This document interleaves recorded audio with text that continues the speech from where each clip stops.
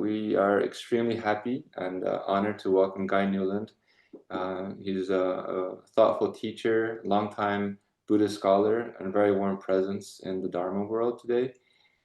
Guy studied with great teachers like Jeffrey Hopkins and Geshe Palten Drakpa, and he's very well known for making very deep teachings like emptiness and the middle way feel personal and alive.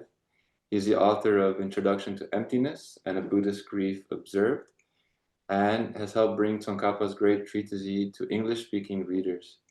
Today, he'll guide us in exploring what wise hope means in uncertain times and how we can meet this world with clarity, courage, and compassion. So, deeply honored, Guy. Thank you, and it's all yours.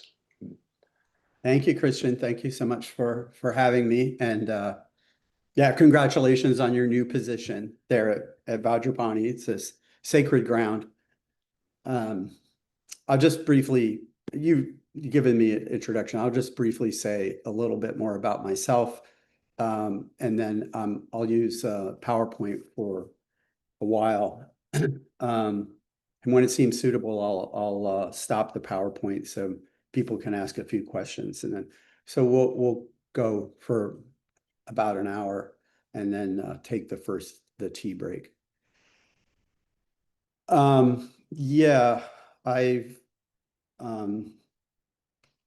grew up on various places in the East Coast and was fortunate to stumble in some classes at the University of Virginia with Jeffrey Hopkins.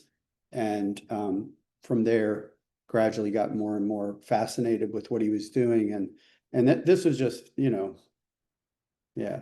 fortuitous. I was interested in studying aspects of religion that had to do with personal experience. But I wasn't specifically interested in Buddhism when I went to college. But through, working with Jeffrey, I got very interested in Buddhism and particularly into Buddhist philosophy. And I studied with Jeffrey for, I don't know, more than 11 years, I guess, counting the undergraduate years. And I was able to learn to read classical Tibetan. And this has like been, hugely helpful to me, that I was able to acquire that skill. When I, learned how to read classical Tibetan, it was at a time when there were still not very many people who could do that well. And since then, there's been a proliferation of many people who are excellent translators. But because I was like, in the second generation, I guess, after Bob Thurman and Jeffrey Hopkins, I was in the second generation, and there was a lot to do. And of course, there still is a lot to do in terms of translating texts. And I've enjoyed doing that. But particularly, I worked on texts about Madhyamaka philosophy as understood in the Tibetan tradition. So I read Sanskrit, but it's not my main research language is Tibetan. So I'm interested in a philosophy that got started in India, but mainly as it's been received and interpreted and debated over many centuries in Tibet. Those are my main foci of my studies. And I mention that because that's not my topic, but it will be part of what I do over the course of the day, is to explain some things I think I figured out and, of course, connect it to the theme of the presentation as a whole. So let me go into sharing my screen.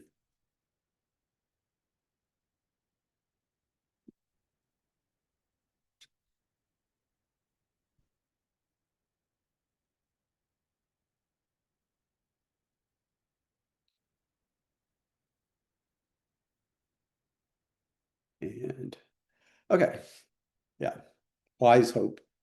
Buddhist practices for uncertain times. So we'll talk about what hope is and what could possibly make it wise. Who I am. So first, I'm going to roughly organize this around the three jewels. That was actually the biggest struggle I've had in putting this together, is deciding how to organize it.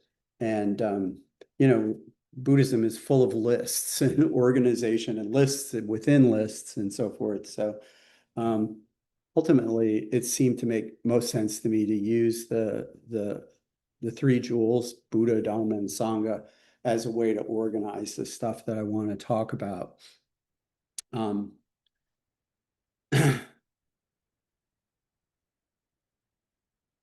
So when we take refuge in the Buddha, we're taking refuge in a person who has aspired to and become the best possible helper of all suffering beings, right? So the ultimate embodiment of kindness and the power to act on those kind intentions.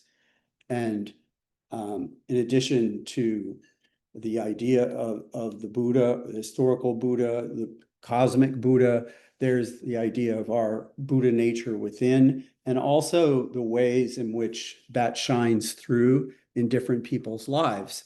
Regular people who are flawed, but show at various moments, in various choices, in various moments of their lives, you know, the qualities of bodhisattvas. So that's a source of refuge. And then the Dharma is refuge in reality itself. And I'll talk about that for the longest period of time. And then the Sangha is like refuge in a community of healing. So the idea of Dharma as refuge in reality means like that we suffer needlessly because we don't see things as they are. That's the basic idea of Buddhism. So we take refuge in reality. If we could see things as they are, then we could end needless suffering for ourselves, and we'd be in the best possible position to help end needless suffering for others as well. So the the Buddha is like the caring physician, and the Dharma is the medicine or course of therapy, you know, that's dispensed by the physician to attune us to reality and bring us out of our delusions. And then the Sangha is, for this purpose, I would say the community of healing that we're, in a broad sense, all part of, although of course it has other special meanings. So I'm going to talk today, this first part, a little bit about what is hope, and is hope a Buddhist thing at all? I gave a version of this talk at Jewel Heart in Ann Arbor, and the teacher there, I called it "Is Hope Buddhist?" with a question mark at the end, and the guiding teacher there didn't want me to have the question mark. He wanted to say, like, you know, hope is Buddhist or something like that. And anyway, I left the question mark anyway. But I am going to argue that there's hope to be found in Buddhism, but there's also a reason why people might think there's not, or a number of reasons.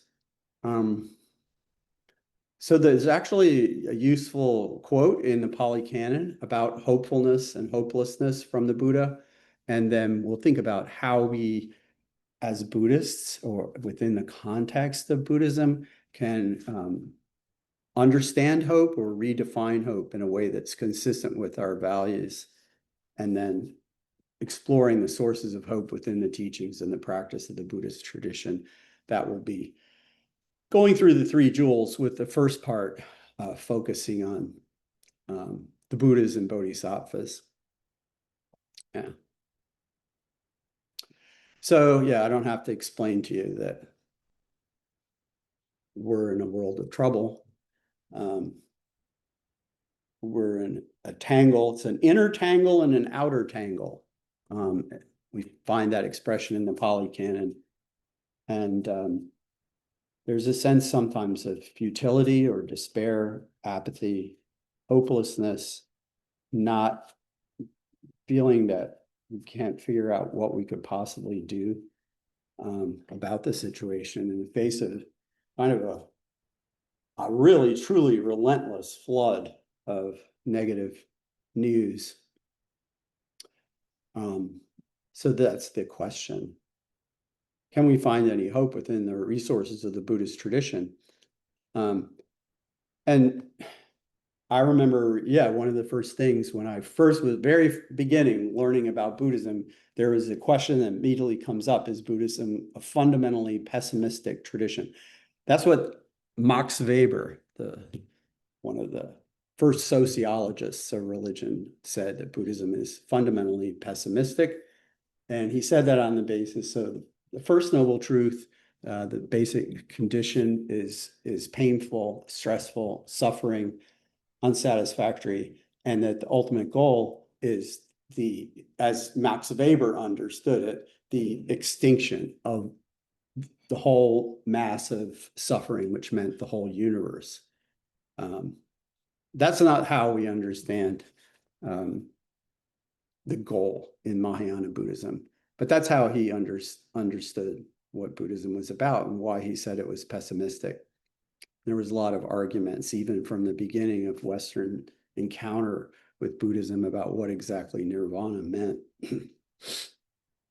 So what does hope mean? So I just, it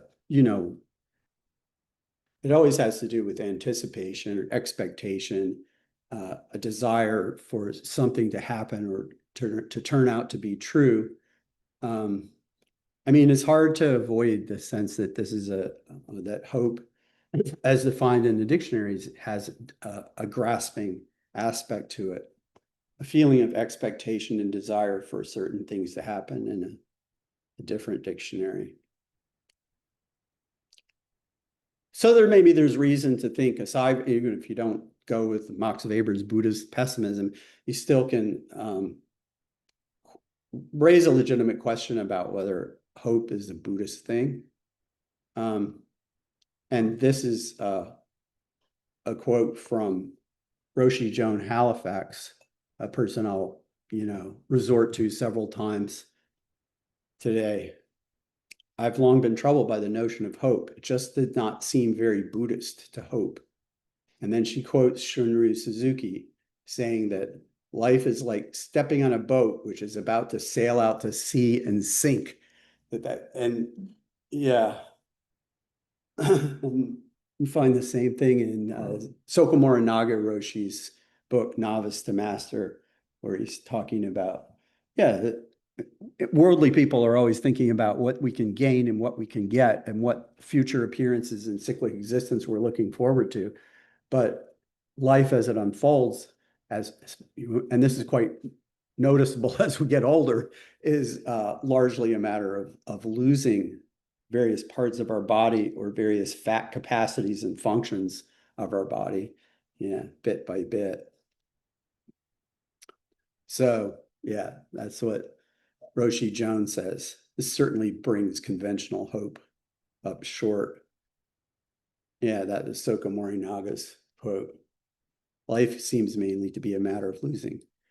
And then there's a couple more things about the apparent, I just say that worldly hope, can we say, is not being Buddhist. One is that when you talk about the three main aspects of the path, the wish to be free, right? The aspiration to awakening, and the correct view of how reality exists. The first of these is the wish to get out, the wish to be free. It's like, I'm trying to think of how Lama Yeshe says it in Introduction to Tantra, the wish to be free from cycles of dissatisfaction. I think that's a phrase from Introduction to Tantra. The wish to escape. So the cultivation of that in the tradition is that you have to stop looking forward to future appearances in this life and also future appearances in future lives. And do most Buddhists do that? No, you know perfectly well.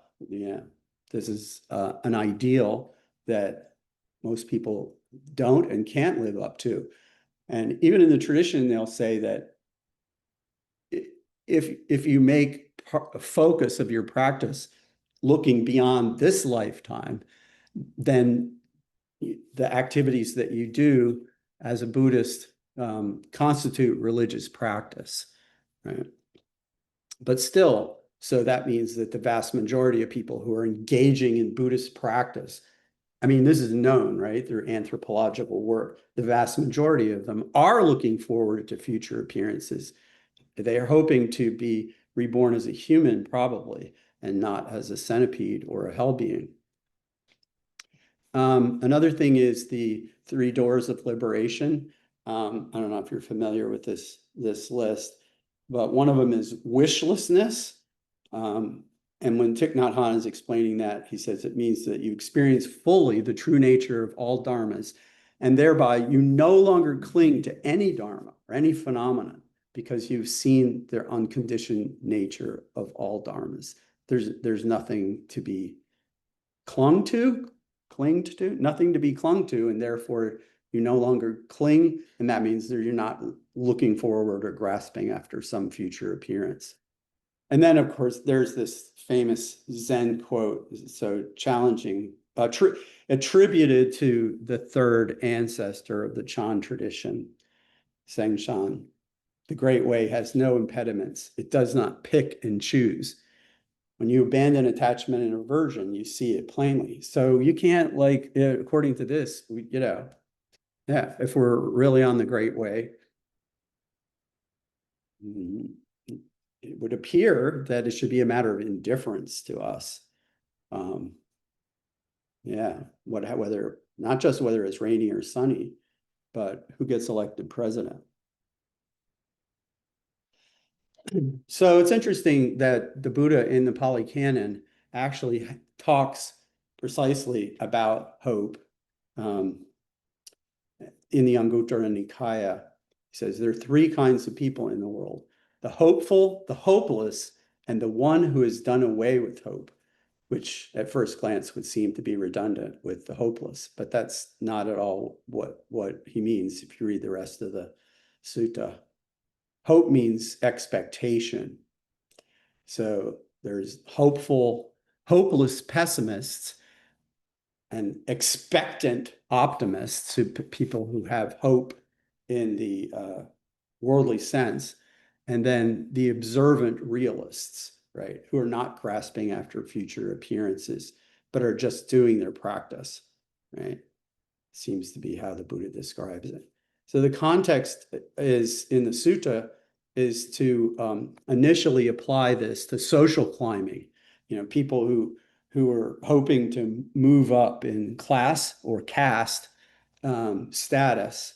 And then it says, just like that, it also applies to spiritual realization. So some people are thinking, I want to attain nirvana. I think I'm going to if I really work on it.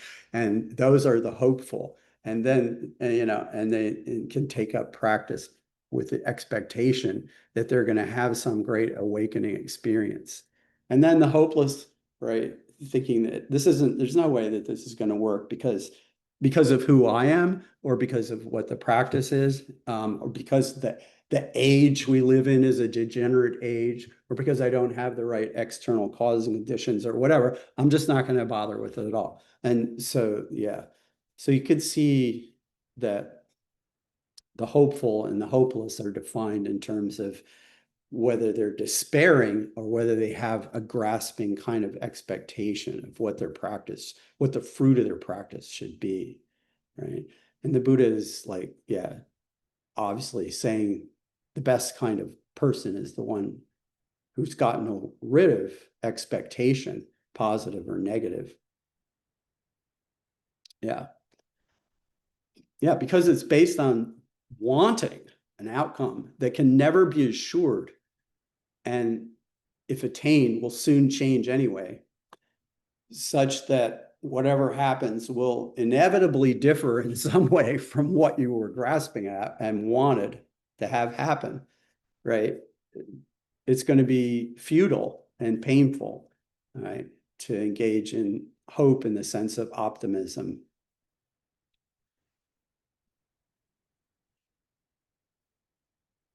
Right. impermanence. I remember telling my, it's like, yeah, you can bring to mind the fact that people just sort of take for granted that this is the United States, but then sometimes things happen which make us think of the United States and its whole system as being something very impermanent, right? And that's correct, right? There aren't any cultures or civilizations that have lasted forever. It's not just that people die, whole populations die, civilizations die, planets die, countries disappear off the map and are forgotten. Right. So anyone who's conventionally hopeful has an expectation that's always hovering in the background. And at the same time, I would say the shadow of that is a realistic fear that they try to suppress, that their wishes won't be fulfilled. Yeah. I think sometimes as being right, not being attained beings, we do need some kind of ordinary hopefulness. We are of the world, even though we would seek to transcend it. And that, in that sense, for the time being, maybe we do need some optimism to motivate us. But ultimately, it's based in expectation and is a form of suffering. So I just wanted to sort of sketch out how I'm going to present hope, a different kind of hope in light of the three jewels. I talked about the three jewels, taking our teacher and our teachers, our gurus and the Buddha and the Bodhisattvas as models of virtue who inspire us and give us hope in that sense, right? And then in terms of the Dharma, we gain insights into impermanence and into the ultimately empty nature of reality in the practice of the Dharma. And at the same time, also commitments to care, as form of bodhicitta or aspiration to awakening. And this, in practice, right, for almost all humans, seems to depend upon some kind of community as a resource, as a source of renewal and strength. And this is, the Sangha serves the function of preserving, maintaining, and perpetuating for 2,500 years the Dharma, right? But at the same time, it's also a resource in the meantime for everyone.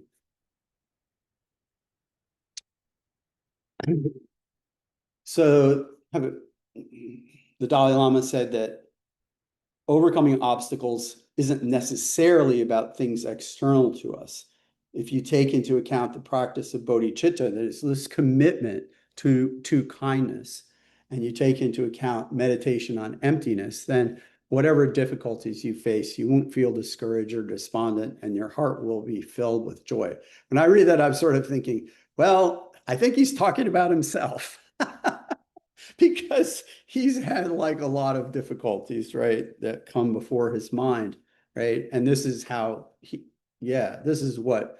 how he's found joy and has avoided despair and discouragement, right? Is by relying on the Dharma practice. And then this is another person whom I don't know, Jaya Rudgard, who said that the Dharma is inherently hopeful, because it's apparent right here and right now that things are impermanent and so forth. It's timeless. It encourages investigation, leads onward, and it's to be experienced by each of us for ourselves. You can't magically impart insight into another person's mind. So this is, what I'm thinking, and I didn't make this up. I think the phrase wise hope comes from Joan Halifax Roshi, and it's heavily influenced by the work of her friend, Rebecca Solnit, who has written many books. So wise hope is the idea of hope that's not based in expectation, hope without expectation. It's not optimism. It's not the belief that things will work out well. It's what is it then? It's based in openness, impermanence, emptiness. You could say a kind of knowing that we don't know what will happen rather than having a firm expectation about what will happen. And at the same time, it's based in values. That is, yeah, kindness and commitment to act in a kind way, no matter what. Right. Yeah. So it's wisdom to know that we don't know the future. And that in a sense, we're never going to know anything in this world in an absolute way. Our knowledge about the conventional world can always be refined and improved. Yet at the same time, it's also wise to know that our choices matter. That in the way dependent arising works, everything that happens depends upon a complex interaction of all the things that have happened before. And the choices that we make are always part of that picture. So wise hope is resilient. It's unlike, there's a kind of fragility in ordinary hope. I mean, I'm not just saying this, and I do know this from some personal experience, and you can probably think of that yourself. I'll just give two quick examples that people that I know who embody this. One was my grandmother, who worked very hard to help the poor women in San Salvador, El Salvador. And she worked very hard, and she worked hard with the expectation that her work and the work of the other women who were working together would help these women. And yet overall, because of circumstances beyond their control, the situation got worse and worse, right? Yeah. And she did not take this in the way that the Dalai Lama might have taken it, right? Taken a setback. She was yeah, depressed and despairing in the later part of her life because of that. Another person who's bounced back, but I know some people who very strongly thought that it was impossible that the American people would reelect Donald Trump, and they just it was impossible for them to conceive of that, and went through a period of being completely shattered just by the outcome of the election, this last election.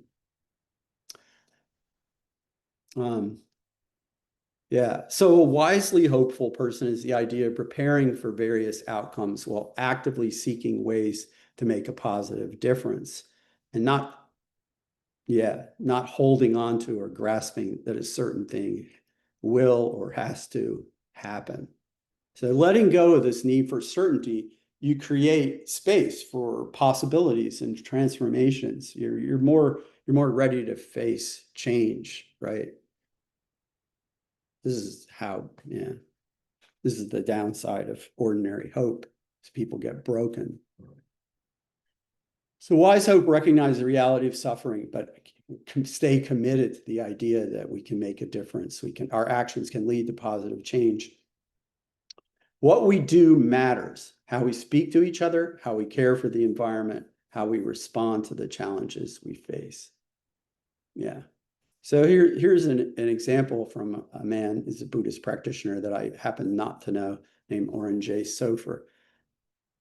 Buddhist teaching is fundamentally hopeful in that it affirms that there is a reliable way to release ourselves from suffering, to protect other beings, to mitigate harm, and build a better world.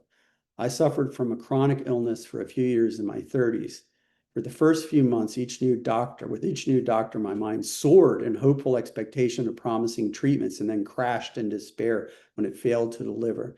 Those years taught me a lot about the difference between hope based on craving and the steady energy of wise aspiration. So that latter, right, is what I'm attributing to His Holiness the Dalai Lama, and what saying this is the same as what Roshi John Halifax is calling wise hope.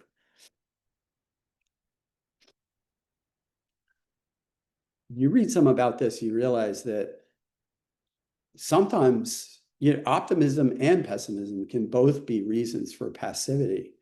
There are people who think, well, I don't really have to do anything because everything's going to be fine. Yeah, it could be a Buddhist thing or any religion thing or a non-religious thing. But just an example that comes to mind is a woman who after 9/11 asked how she felt about that. She said she wasn't worried about it because she knew that everything was in the hands of God. So she was quite optimistic that all would turn out for the best. On the other hand, people can be so pessimistic, right, that they are paralyzed and can't take any further action, right?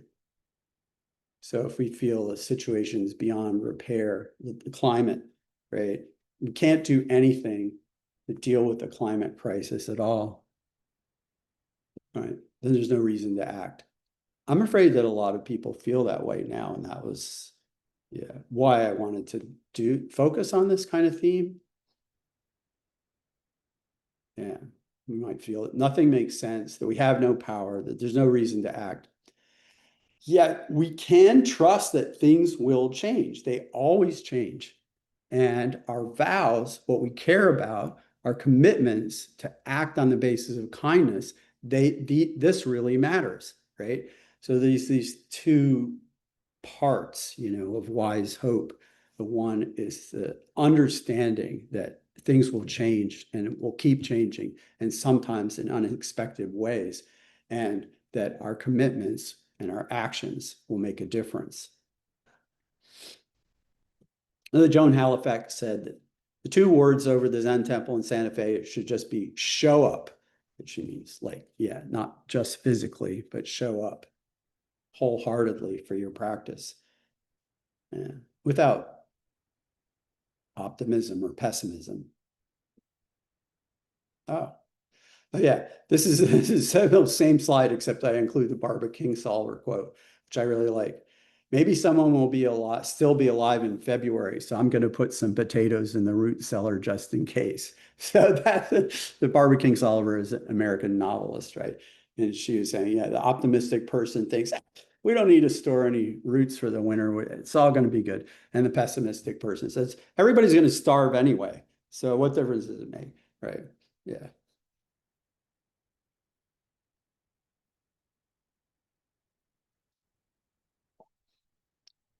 When I first talk I gave about hope, I started out with these stories and statistics about people committing suicide by jumping off the Golden Gate Bridge.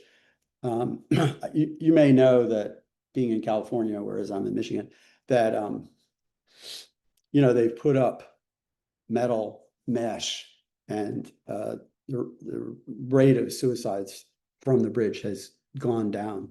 What do you say, 80% or more from what it was. But in the past, there were a lot of people who died by jumping off the Golden Gate Bridge. And sometimes people were intending to, but were stopped at the last minute.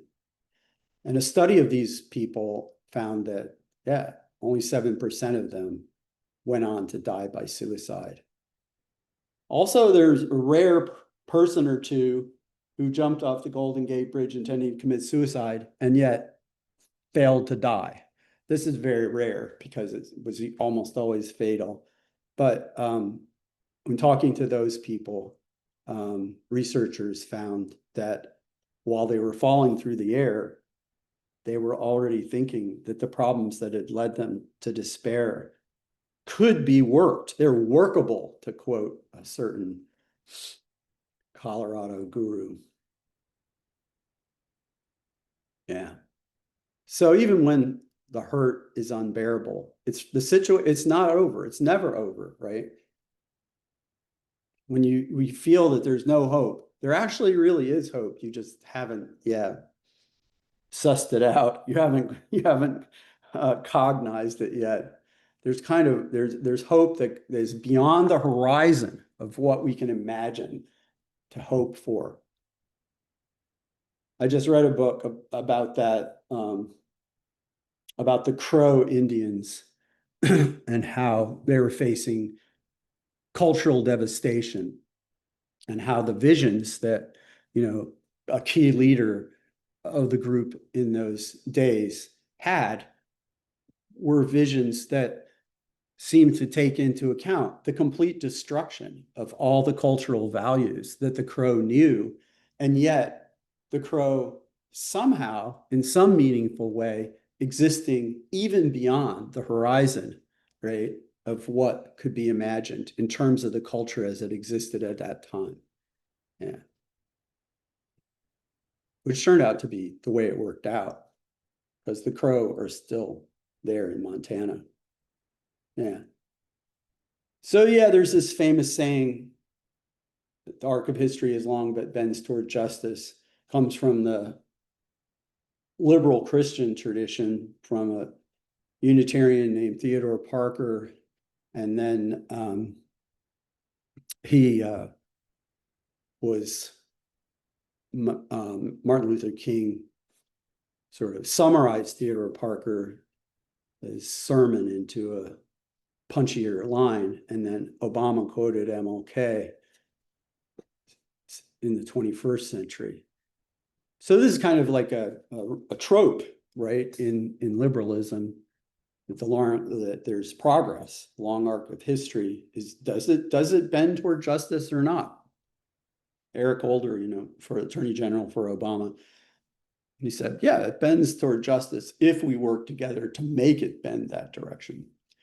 But what I would say is that even if we work together to make it bend in the right way, and we ought to, doesn't mean that it will go in that way, right?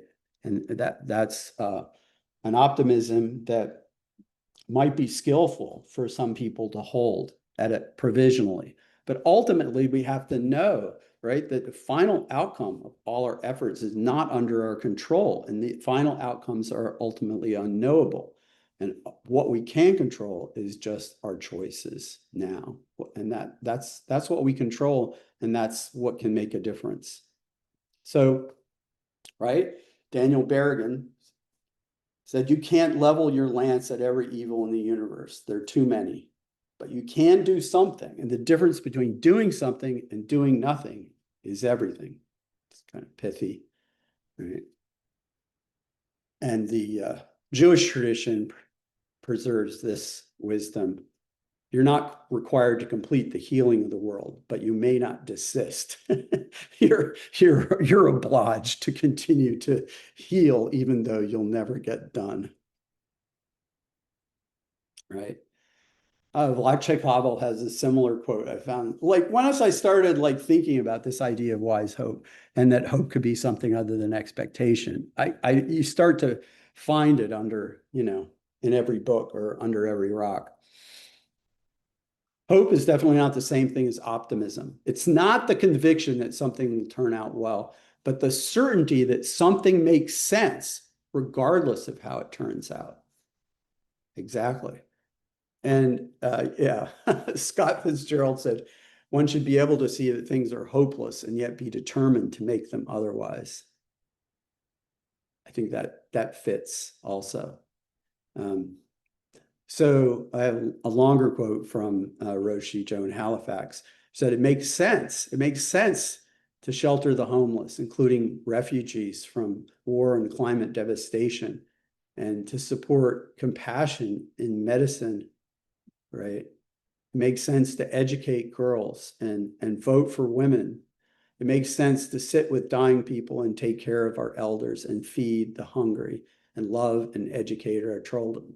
Jesus is saying this, it just makes sense to do that, like independent of the question of of what the long-term outcome will be, which is not something we can control.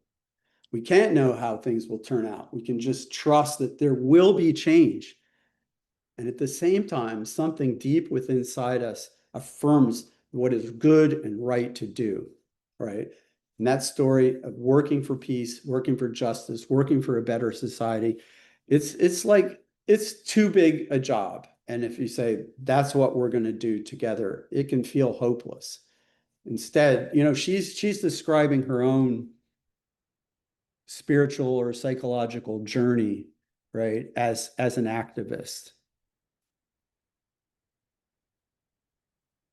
I had to just show up and do what I felt was morally aligned with my values, regardless of what might happen. And of course, in the Zen tradition, this is called living by vow. This, she says, this reflects our ability to be guided by our deepest values in a conscientious way. And that this connects us to who we really are, and it connects us to reality. And I had to get Emily Dickinson in here too. So she has this very famous poem, hope is the thing with feathers that perches in the soul and sings the tune without words and never stops at all. And people don't actually ever think about what she was saying too deeply, and they just say hope is a thing with feathers. And don't, what did the rest of that mean? Yeah. But I think I know what the rest of it means. Singing without words means that hope, like the music itself, is bypassing rational comprehension to inhabit our hearts, not in terms of the lyrics, right? And it never stops. It never stops at all, she says. It's pretty clear, right? Something that goes beyond comprehension and will never give up, right? So you know probably that East Asian Buddhist practitioners, take 4 great vows, right? The first of which could be phrased as suffering beings are numberless. I vow to free them all. And coming from the Tsongkhapa, Gelugpa,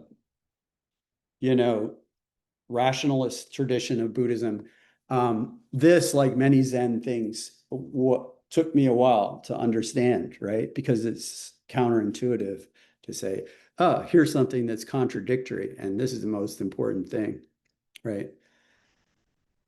Whether or how it might be possible to save an infinite number of beings from suffering isn't the point. Point is that we are infinitely committed.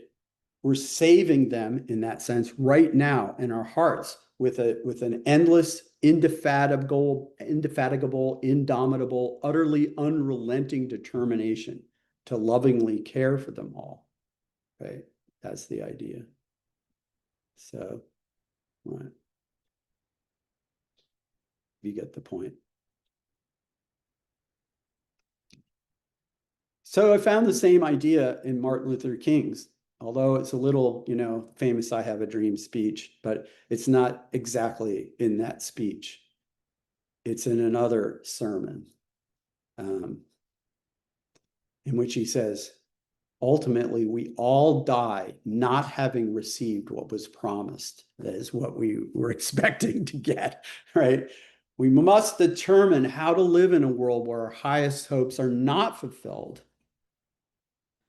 And the answer lies in developing the capacity to accept finite disappointment while clinging to the infinite hope, right? So that requires some decoding, right? So the hope, infinite hope, is not a hope that knows a particular time in the future when people will be judged only by the content of their character.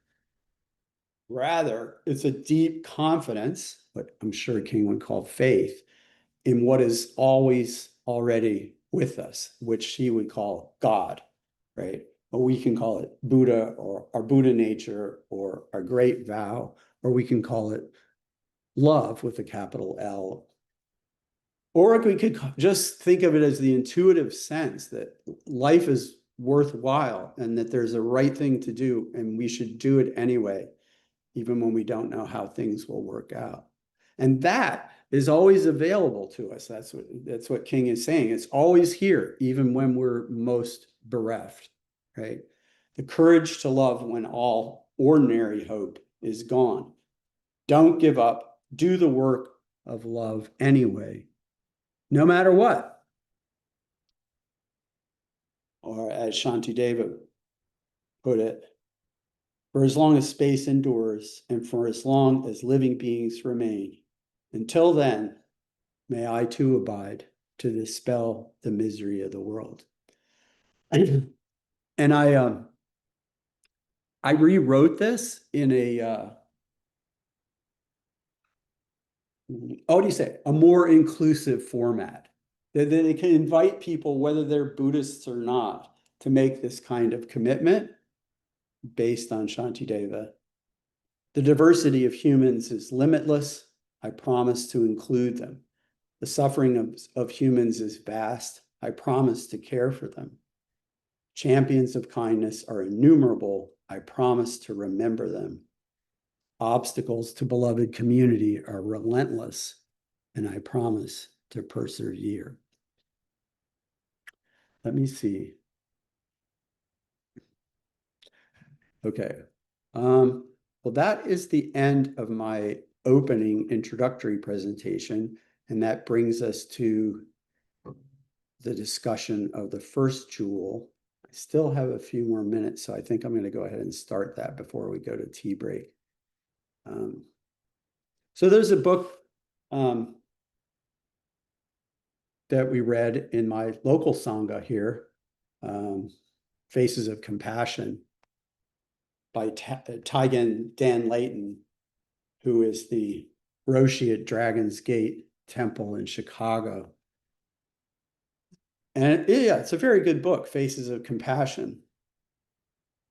And he talks about different bodhisattva figures and how they can be understood as archetypes of certain virtues, and how we can think of particular people, famous people or other people that we know, as being embodiments or manifestations, albeit imperfect manifestations, of those particular bodhisattvas.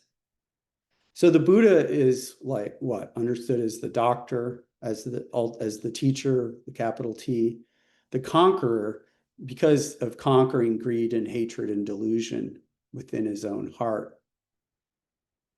But especially, I think the most important way to think about the Buddha in Mahayana Buddhism is as the best possible person, the person who has become the best, is the best possible person because they're the best possible helper, right?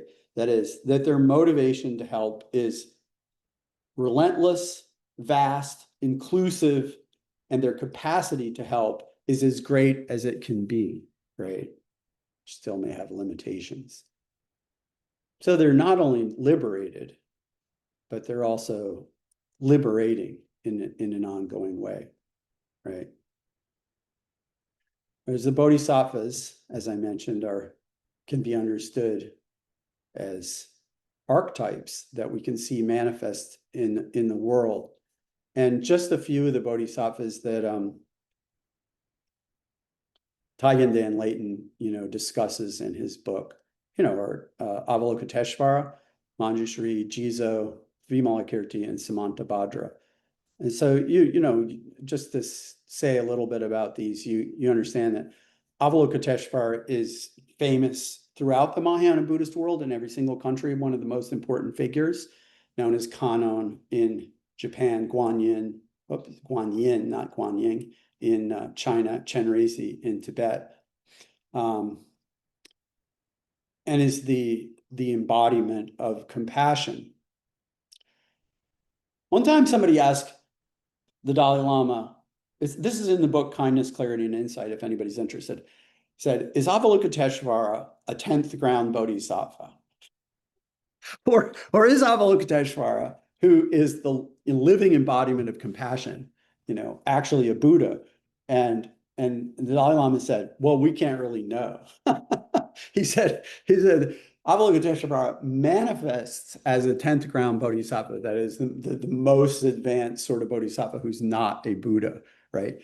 But that doesn't mean that this manifestation as an advanced bodhisattva is not actually an emanation of a fully awakened Buddha choosing to appear as an archetypal embodiment of compassion. Yeah, that's been so helpful to people throughout the Buddhist world, the Mahayana Buddhist world, right?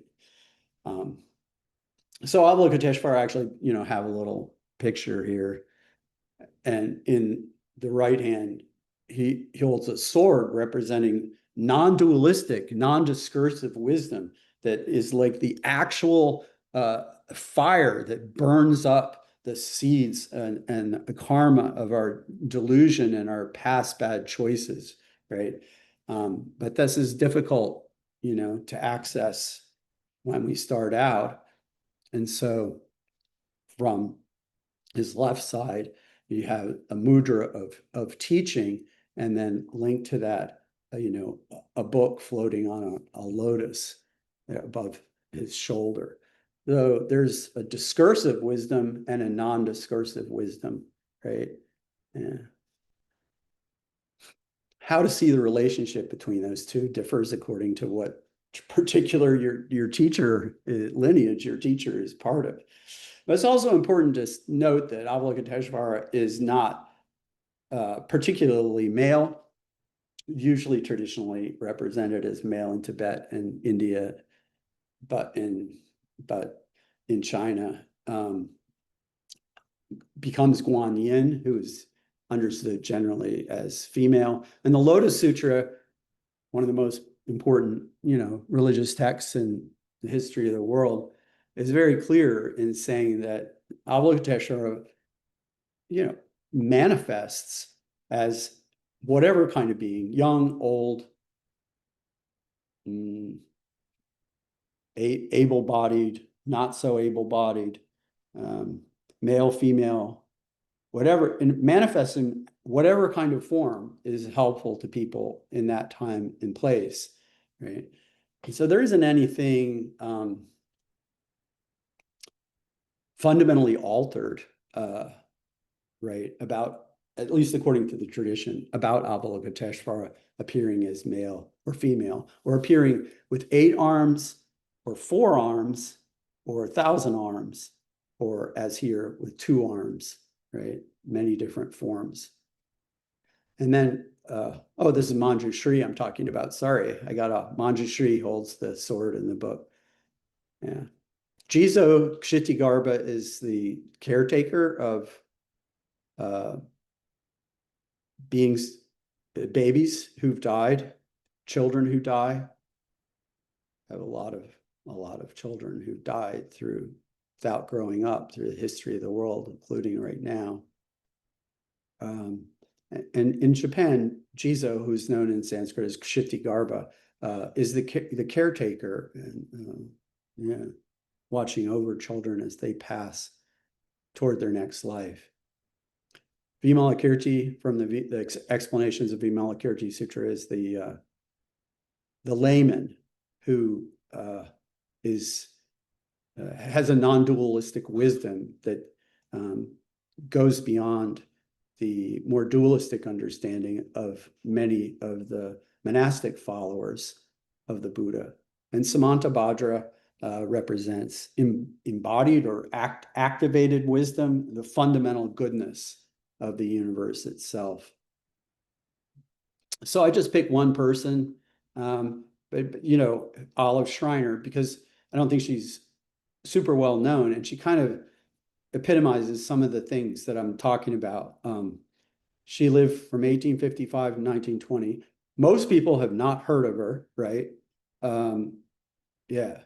She was a South African anti-war campaigner, writer, intellectual freethinker, because a feminist or proto-feminist. She promoted understanding among all people in South Africa. Yeah, she was a daughter of missionaries, so she developed a more secular version of her parents' Christian faith, feminist, anti-racist, and her publications influenced first wave feminism in the USA and in Britain. Her writings and activism gave a basis for later struggles for human rights and democracy, right, and the overturning of apartheid, earning her posthumous awards in South Africa, right? She died in 1920, right? And in turn, her work inspired Howard Thurman, right, who was Martin Luther King's mentor when he was in school, and who also was the person who connected Martin Luther King to Gandhi's nonviolent resistance.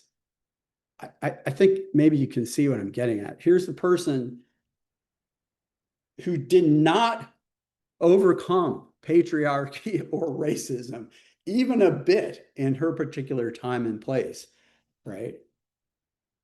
But nonetheless, her commitment, right, refusal to be discouraged by seeing change around her, yeah, led to a lot of downstream effects that were positive. And she has a famous book is called Dreams. And in it, she has a story about a woman who's walking through a barren landscape. And she comes to a place where there's a broad, fast running river at the bottom of a bank, a thickety bank. And on the far side is the promised land, right? And there's a man there who seems to represent wisdom, right? And he says, well, people are going to have to build a bridge across this water with their own bodies, right? But some people who will come in the beginning, their bodies won't even build a bridge. They'll just be washed away and never heard of again. And she said, their bodies do not even build a bridge. You know, so they don't accomplish anything. They don't even build a bridge for later people to cross. And he said, they're swept away and heard no more. But they make a track to the water's edge. They make a track. And over the bridge that shall be built with our bodies, who will pass the entire human race. Right? So it's clear from this dream that she was envisioning herself as somebody who couldn't even build a bridge to freedom, but who could start carving a track down to the edge of the river that we'll need to cross, right? Yeah. So the good of the world is partly dependent on unhistoric acts, and that things aren't so bad off as they might have been for us is half owing to the number who lived faithfully a hidden life and rest in unvisited tombs. And of course, George Eliot was referring to people even more obscure, or much more obscure than Olive Schreiner. They're good-hearted people. They're people that I see in my town, right, who are not famous and won't ever be, and yet are unrelentingly dedicating themselves to the practice of kindness in the community, right? So I just threw out a couple other people here. Joan Halifax, we'll see more of her. Rebecca Solnit, who's written a zillion books, and including one called Hope in the Dark, which has to do with things I've been talking about. Thich Nhat Hanh, probably have more quotes from him. His Holiness Martin Luther King. Oh, and there's Shantideva. Right. So suppose the changes that we would want to see in ourselves were actually realized. I mean, how would we live if we could embody the change? Like, think about the qualities that, a champion of kindness, that you choose the qualities that that person has. Yeah. And if you could embody those qualities, how would you live now? What would that mean? Yeah. There's a guy who I'm not necessarily recommending, named Ken McLeod, who teaches Tantra, I believe in San Francisco, and he teaches it in a very unusual way, although he has a strong education in the Tibetan Buddhist tradition. But he asks his wealthy clients to imagine that they've been away, and when they come back from their luxurious, expensive, ultra expensive house in San Francisco, and they come back and the carpet has been totally destroyed, or the vase has been smashed by whoever was watching the house while they were gone. And then he asks them to imagine how they will handle that if they are the ideal version of themselves, if they embodied the virtues to which they aspire, then how would they respond, right? And then practice being like that. Yeah. So that's something to reflect on while we have a tea break, Another way to think about it is, when did you do something, right, that was as admirable as anything else you've ever done?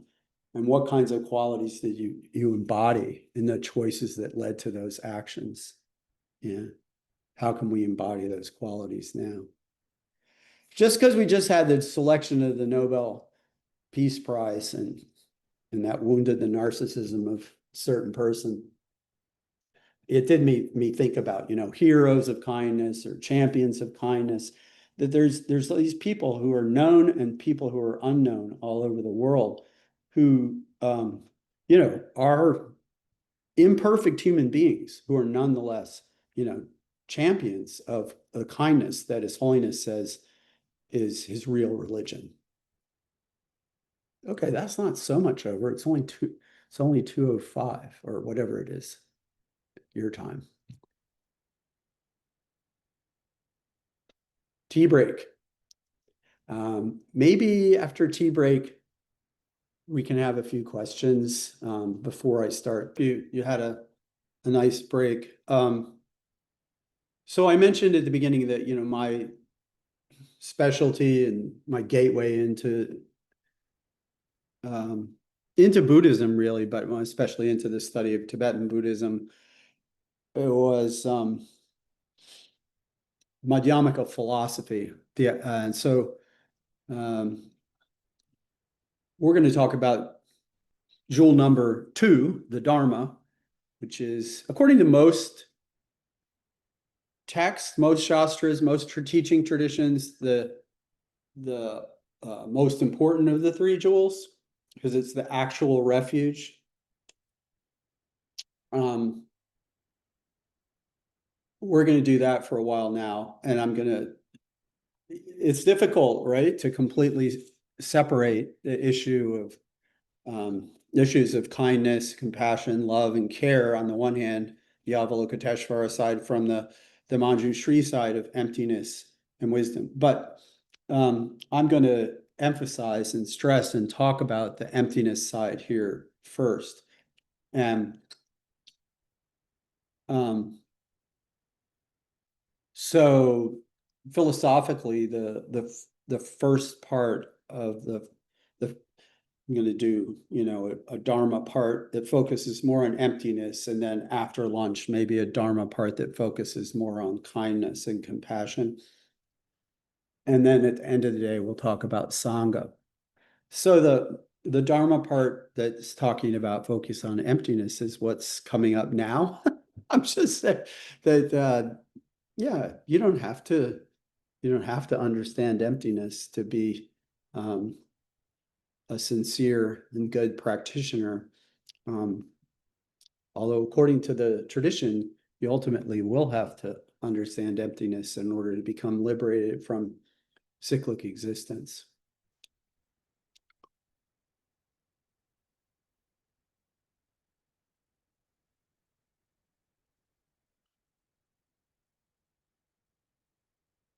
Let's see.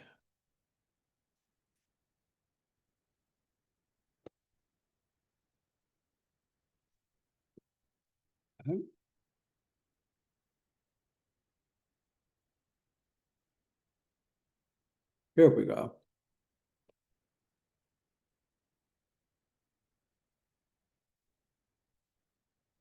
Okay, second jewel, Dharma.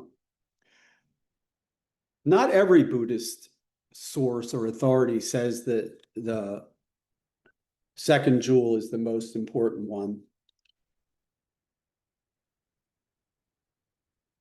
The Mahayana Uttara Tantra says that the Buddha is the ultimate refuge, but they're not talking about a guy who lived 2,500 years ago. They're talking about the Buddha as the ultimate nature of reality in some sense. We're talking about an absolute Buddha, I would say, really. And most say that the Dharma is the most important because if you have the doctor, you have the course of therapy or medicine, and you have the healing community. You need all of these things. But the one, you can't actually be healed through a personal relationship with the teacher that doesn't involve, connecting with the teaching, right? And the same is true for the healing community.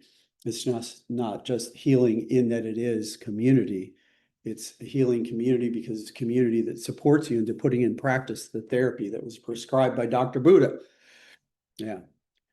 So the therapy or the medicine is the actual refuge, right? And as Krishna very briefly mentioned in introducing me,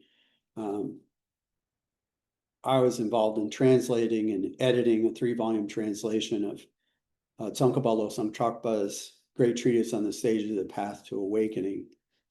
Tsongkhapa is the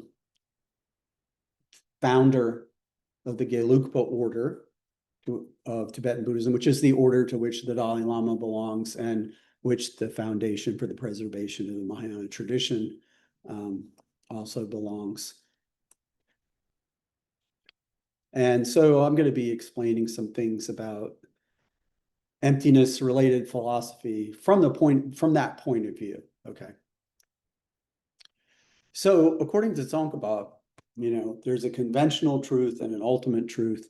That idea of there being two truths goes back to early Buddhism. And for Tsongkhapa, it's not a matter of, well, for the time being, we've got this dumb conventional truth, but ultimately we're going to get past that and get to the ultimate truth. It's rather that awakening requires mastery, you could say, complete understanding of both truths. Neither conventional reality or ultimate reality supersedes or cancels out the other. So a perfect helper, the Buddha, a Buddha, has, you could say, two kinds of embodiment. People say two kinds of bodies. The embodiment of form, which cannot arise without the practices of method, which is, based in kindness and compassion, but it also includes, ethics and so forth. And these depend on the existence of conventional phenomena. Just think about it for a minute. If there aren't any living beings at all, right? And if there isn't any distinction between hurting and harming, right? Then you can't amass the merit which will cause you to have the body of a Buddha. Whereas truth bodies are based in the practice of wisdom, right? Ultimate wisdom, knowing reality, right? culminates in the Buddha's truth body. So, there's this schema, basis, path, and fruit that's used in explaining Buddhist systems. The basis is like what stuff exists. The path is what's the therapeutic line, and the fruit is the culmination. Now, of course, you can't just say, hey, I don't want this wisdom thing. I'm just going to do the conventional side and get a form body because that will allow me to manifest all over the universe. No, right? The two are interdependent in practice. The conventional nature of things and the ultimate nature of things are absolutely inseparable, except as conceptual constructs, right? Method, practice, the compassion side of the path, right, depends on the conventional basis. Wisdom depends on the ultimate reality of emptiness. And then at the fruition level, right, you have the Buddha's body of form and the Buddha's body of truth. So form and emptiness. Emptiness is form is emptiness. Heart Sutra is also another way of talking about the two truths. So not knowing or uncertainty or openness, emptiness, impermanence, these things lie on the wisdom side of the path, where wisdom refers to this ultimate wisdom, the sword of Manjushri, knowing the nature of reality, or also to insights that point in that direction, that carry us in that direction.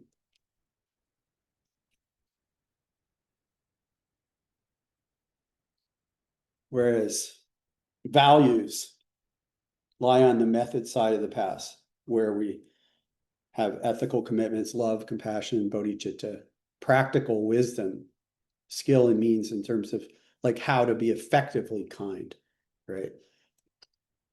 So I'm putting these here because earlier I said that wise hope, right, depended on this kind of openness or acknowledgement of uncertainty on the one hand, and on the other hand, a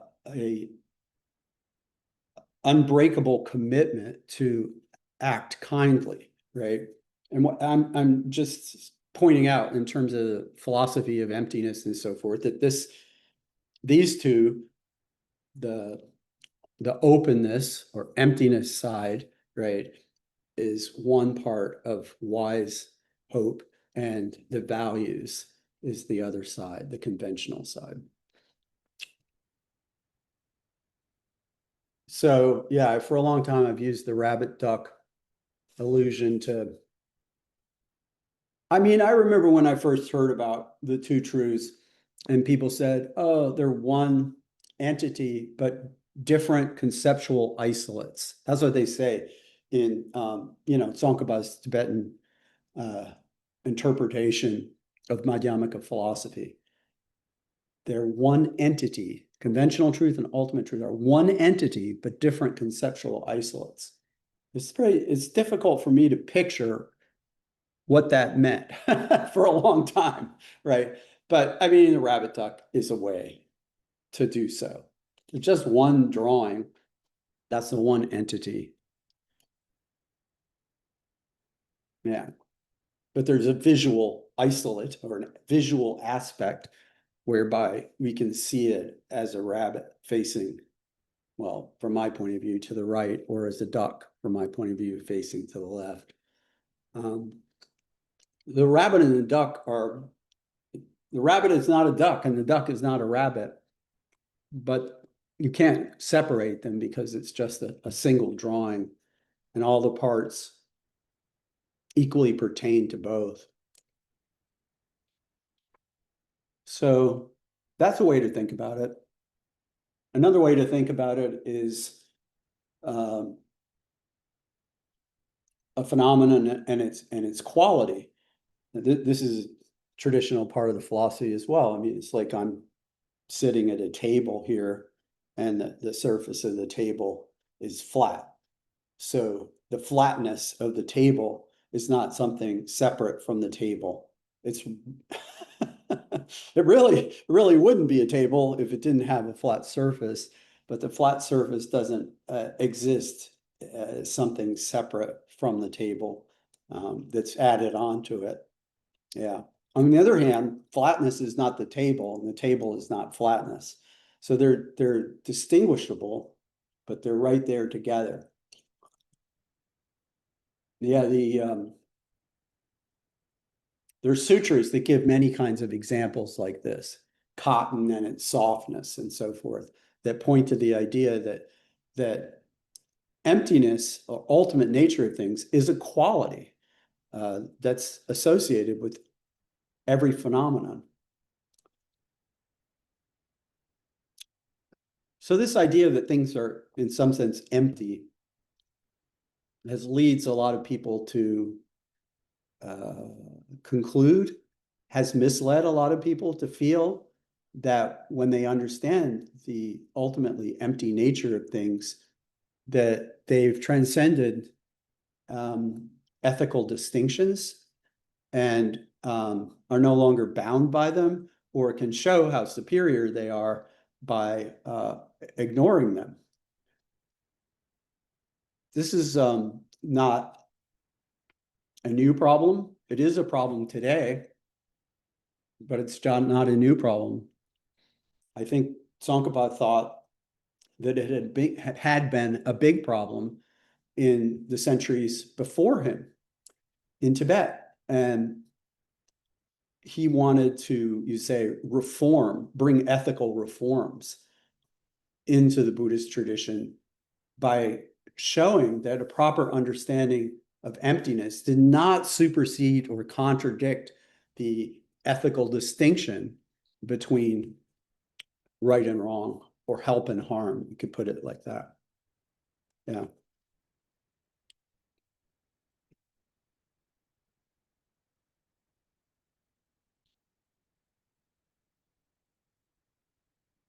Yeah. Some other schools of Tibetan Buddhism down to today, and some other schools of Buddhism in other countries besides Tibet, still some teachers talk as though conventional distinctions are superficial things for dummies. And this is my point, is that, yeah, that's not what Tsongkhapa believes. So his point is that emptiness is just the same as dependent arising. Dependent arising means things arise dependence on cause and conditions, and therefore what you do makes a difference. And emptiness is just another way of talking about that things work because they don't have any fixed essence. If they had some fixed essence, that would prevent them from working. So saying that they have no fixed essence doesn't mean that they have no meaning or value or functionality. It's what allows them to have functionality, right? So dependent arising is defined in the Pali Canon in this way. When this exists, that comes to be. With the arising of this, that arises. When this does not exist, that does not come to be. And with the sensation of this, that ceases. And in another sutta, the Buddha says, one who sees this, what I just said, one who sees dependent origination, sees the Dharma. This is the heart of the Dharma. One who sees the Dharma sees dependent origination. That's it. And then Nagarjuna, later in his treatise on the middle way, explains whatever arises dependently is explained as empty. That's what we mean by emptiness, is being devoid of some essential or permanent nature, right, that keeps it from changing. Dependent imputation, things existing as conventionally designated, that is the middle way. There's nothing whatsoever that is not dependently existent. And that, for that reason, there's nothing whatsoever that's not empty. So, in saying that any kind of interpretation of emptiness that discredits or seems to supersede dependent arising has to be wrong. In saying that, Tsongkhapa is following exactly what Nagarjuna says in the 24th chapter. of the Mula Madhyamaka Karikas. And this is in the tradition, they, argue that if you want to understand things as being empty, reflecting on their dependent arising, how they arise in dependence on causes and conditions, is the best kind of reasoning.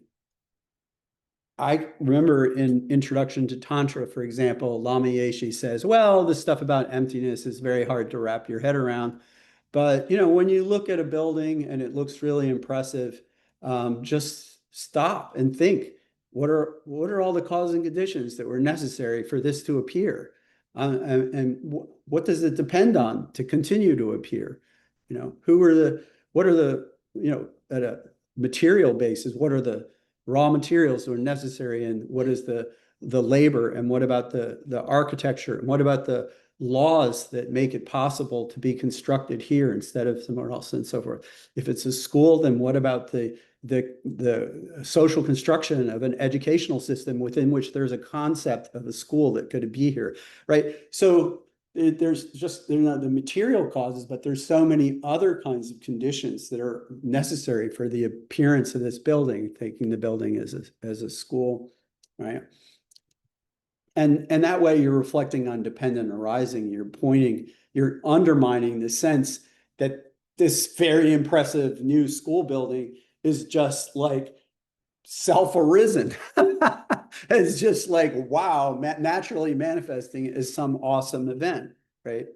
Yeah. Dependent arising is called the king of reasonings to understand emptiness because it refutes both an extreme of reification or eternalism on the one hand and a nihilistic extreme on the other hand.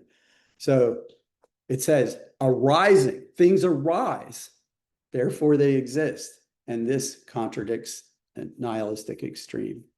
Yeah. On the other hand, they're dependent. They're not self-instituting.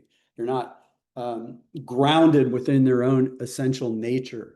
So therefore, it's contradicting an absolutist extreme, right?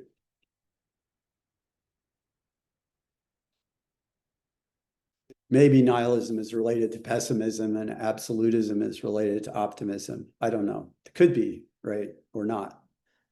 But it's definitely true that a tendency in the absolutist direction to reify things, to exaggerate the kind of status they have, is our innate and reflexive tendency, right? We can also become nihilistic, but that we're not born nihilists, right? We acquire nihilism from books and teachers that promote those ideas, right? But and of course, we have also books and teachers that promote absolutist ideas. But innately, we're inclined to exaggerate the kind of reality things have, right? And for that reason, for that exact reason, emptiness, that is the lack of a quality that's being superimposed by a delusion, right, is the basic nature of things, the thing which when we realize it, we can be liberated. Yeah. I mean, I mentioned this because students said, well, if basically what emptiness means is that everything's flowing and connected, then why don't you say fullness or something else other than such a negative word, right? As emptiness. And I mean, some people have tried that, right? Like Thich Nhat Hanh says interbeing, right? And Roger Corliss said transparency. And I don't know, you can think of other teachers who've come up with other ways to talk about this, that avoiding the negative word. But the purpose of the negativity is because it's subtracting away something that we've exaggerated or superimposed in the way things exist. So in terms of hope in relationship to the Dharma, obviously, there's the hope of liberation from cyclic existence. And so I want to talk a little bit about that hope in terms of the third noble truth, And then I'll say a little bit about hope in terms of the fourth noble truth as well. So in the Pali Canon, the Buddha says, there is, monks, an unborn, an unbecome, an unmade, an unfabricated. And if there were not that unborn, unbecome, unmade, unfabricated, it would not be the case that escape from the born, become, made, and fabricated could be discerned. But precisely because there is an unborn, unbecome, unmade, unfabricated, escape from the born, become, made, and fabricated is discerned. So there is an unconditioned nature of things which is possible to discern. Right? Buddha calls it the unborn in the Pali Canon.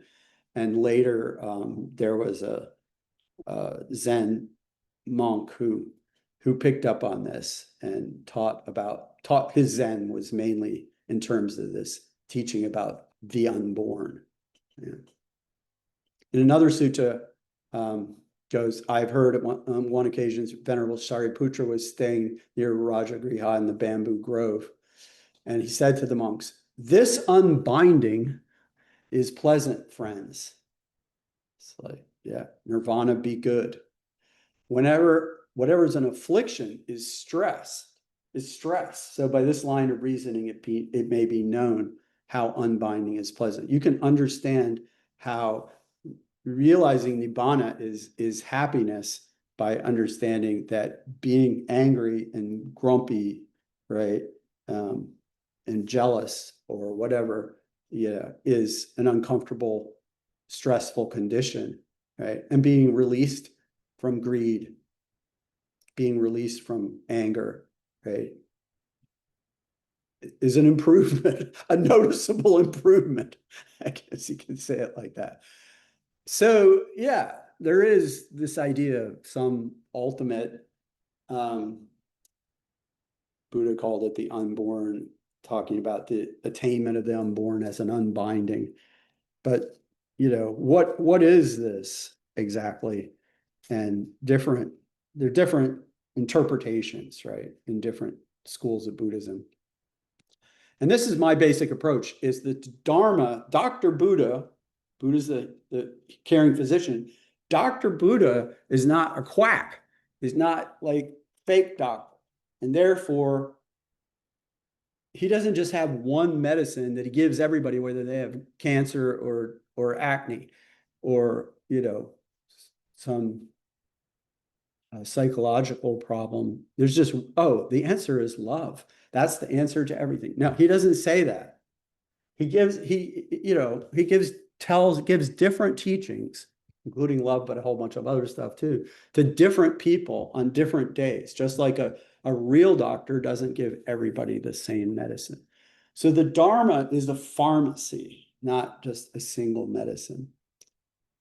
And sometimes within this pharmacy, there are traditions that interpret the unborn as an innate, unchanging, primordial Buddha mind.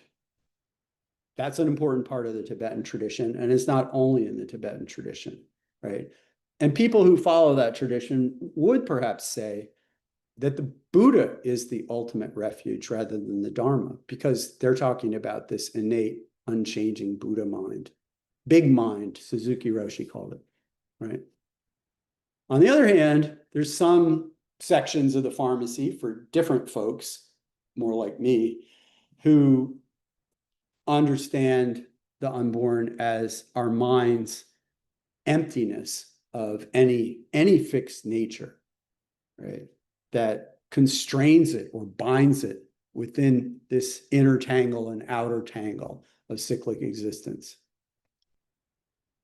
Sometimes you can say that most lineages, most traditions, most teachers will say that we cannot truly or fully know this unborn or ultimate in the way that we think of knowing, that is dualistically.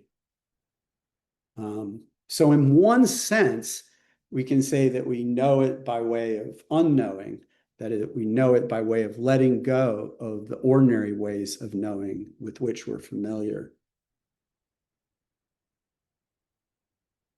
And that the unborn is therefore inexpressible because words are, running parallel to thoughts, and the actuality of the unborn is transcending conceptuality.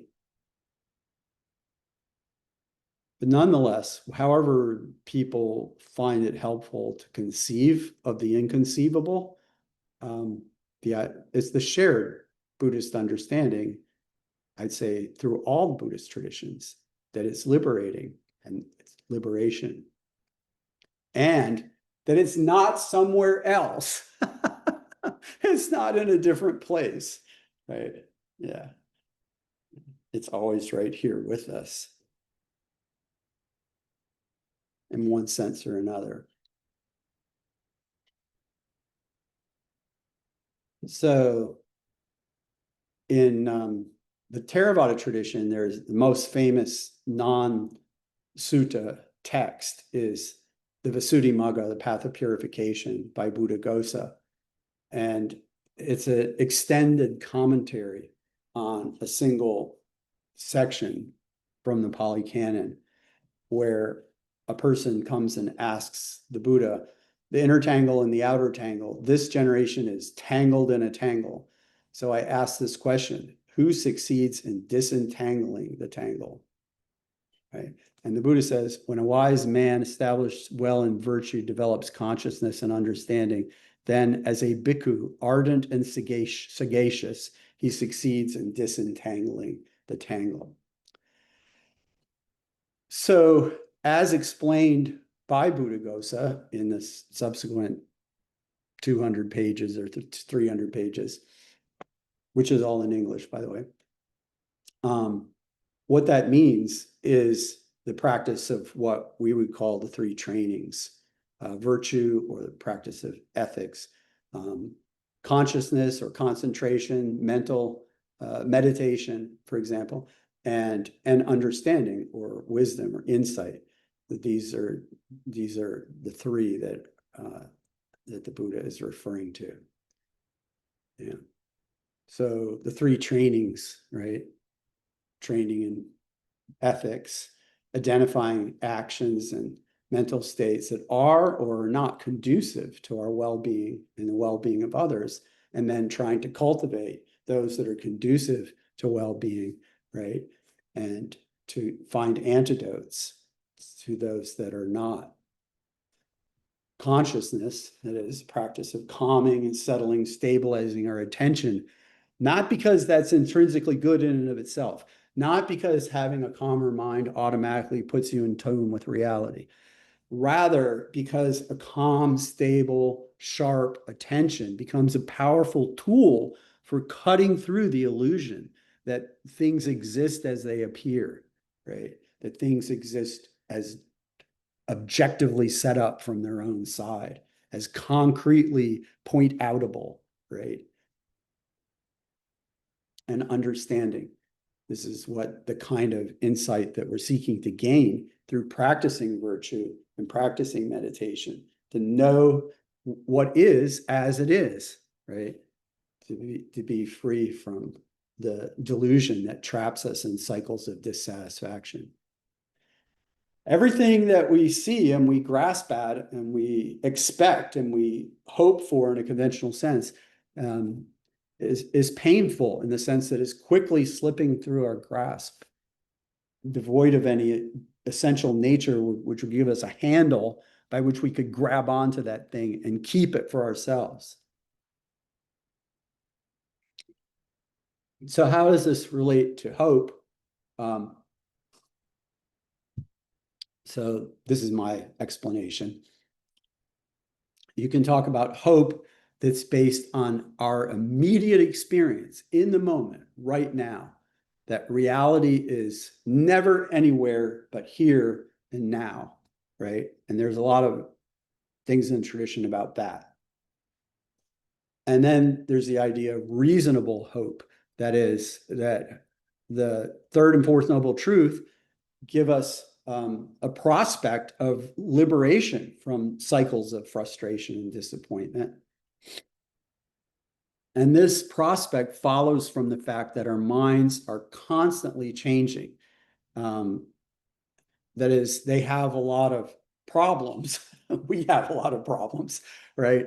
But they're not, these problems aren't rooted in the very essential ground of what the mind itself is. I mention that because, some people say to the contrary. For example, Sigmund Freud, right, is saying like that a grasping kind of desire is inseparable from being a conscious being, right? So that's a point of view. And what I'm saying is that's not the Buddhist point of view. It is that we have a grasping desire, and it isn't grounded in the very essence of our consciousness. Right? Yeah. Because the essence of our consciousness is itself empty. There isn't any ground. There are remedies for all the afflictions. They can be addressed because we're not essentially greedy. And then some people say, well, there's the basic purity of consciousness, right, which has all these afflictions overlaid upon it, right? This is how it's often explained in the Tibetan tradition. His Holiness and Dalai Lama himself has explained this, that we have a fundamental purity of the mind, which is the mind's emptiness right there together with the mind. And that fundamental purity is overlaid with a lot of garbage. And the practice of the path is cleaning off the garbage. But that cleaning what it does is reveals the fundamental purity that's always been there. And then there's the thing I was talking about earlier, hope beyond hope. That is hope in the sense of an unlimited aspiration, or an aspiration that pays no mind to the idea of whether something is actually going to be attainable within any imaginable horizon, like the Crow Indian example I gave earlier, or like the vows in the 4 great vows in the East Asian tradition. There's an innumerable number of living beings, infinite number of living beings, and I'm determined to save them all. So in terms of the reasonable hope that I mentioned, there's a lot of examples in Rebecca Solnit's book, Hope in the Dark, where she talks about things that before they happen seem to be impossible for people who had the idea that their reality had more stability than it actually does. The fall of the Berlin Wall is a really good example, right? There was a reality in which Soviets were essentially evil and Americans were essentially good. And there was a wall, an absolute line of delineation between the two, right? And the idea that this wall could actually come down, requires an act of revolutionary imagination, I guess I would say. Occupy Wall Street movement is another example she uses, right? Or the Arab Spring. There's no revolutionary imaginary moment where things change in an unexpected way that lasts forever or is itself perfect, right? All of these things are imperfect. Yeah. But the fact is that there are powers that arise from the connections we make with one another, right?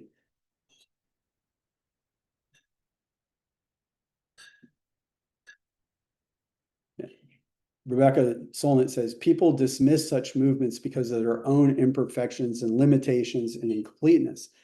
But it's worth remembering the joy and hope that shines out from them in the moment and what real changes have emerged, even when they're not always recognized, right? Now we live in a history where these things happened. And by remembering them, we stretch our imagination about what could happen next. Even so-called failed actions can have lasting transformative impacts, changing the conversation and laying the groundwork for future successes. So she talks about, in some part of the book, the Hurricane Katrina, when hundreds of boat owners rescued people, creating traffic jams by heading toward the evacuated area.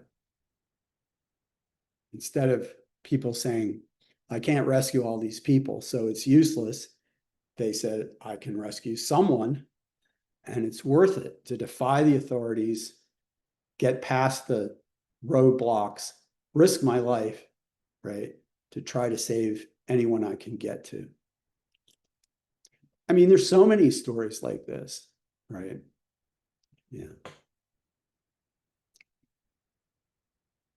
Her point is that change isn't easily predictable or straightforward, you know. It can be as complex as chaos theory or slow as geology.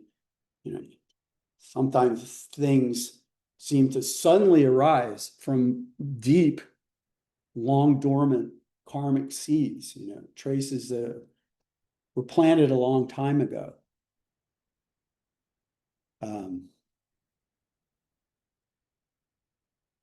Yeah, nowadays, just pops into my mind that nowadays Marcus Aurelius is having a moment. Stoic philosophy has suddenly become a thing on TikTok. It's like, well, okay, you know, it's always been there.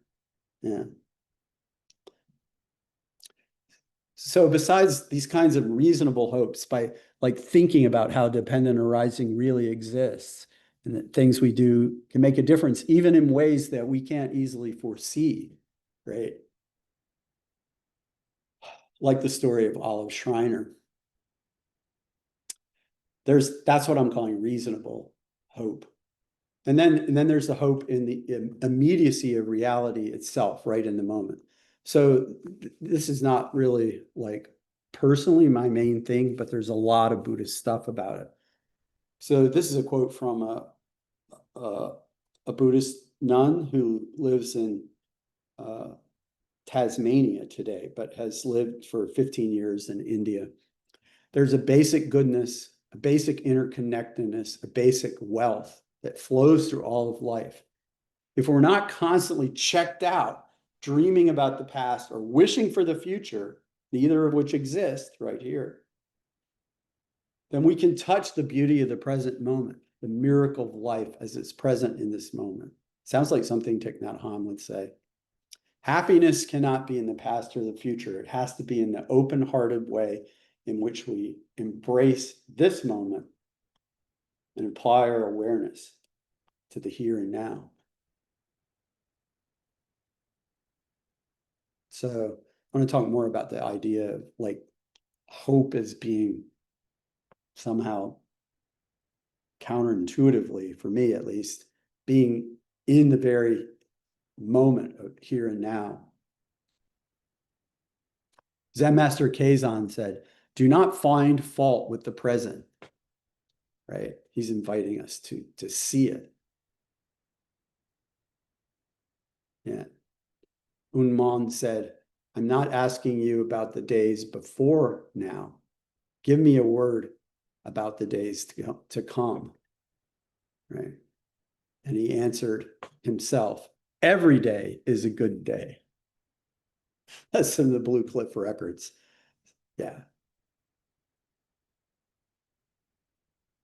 There's a way of seeing, right, in which reality in its fullness is always completely available and accessible to us. Yeah. So this is the Thich Nhat Hanh people in Plum Village. For me, hope is right now. We can realize the virtue of hope by dwelling in the present moment. So I don't know how to pronounce Sister Chan Duk's name. Hope is important because it can make the present moment less difficult to bear. If we do believe that tomorrow will be better, we can bear a hardship today. I was like, right. On the other hand, hope can also be an obstacle. If you dwell in the energy of hope, and by which we're talking about optimistic expectation, you will not bring yourself back entirely to the present moment. If you rechannel those energies into being aware of what's going on right now in the present moment, you will be able to make a breakthrough and discover joy and peace right in the present moment, inside of yourself and all around you. Yeah, just like His Holiness the Dalai Lama was talking earlier about how he, found joy in spite of all the obstacles and difficulties around him. This is Thich Nhat Hanh's version of the same thing. So His Holiness, this is from a teaching that he gave about Mahamudra and Dzogchen, types of Tibetan Buddhist meditation that involved focusing and meditating on the mind itself.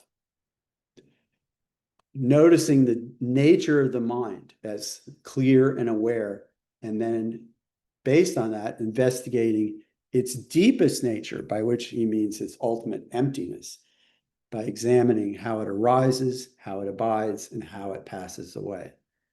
So his point is that the conventional nature of the mind is that it's something that's clear and aware, just like this table is something that's flat.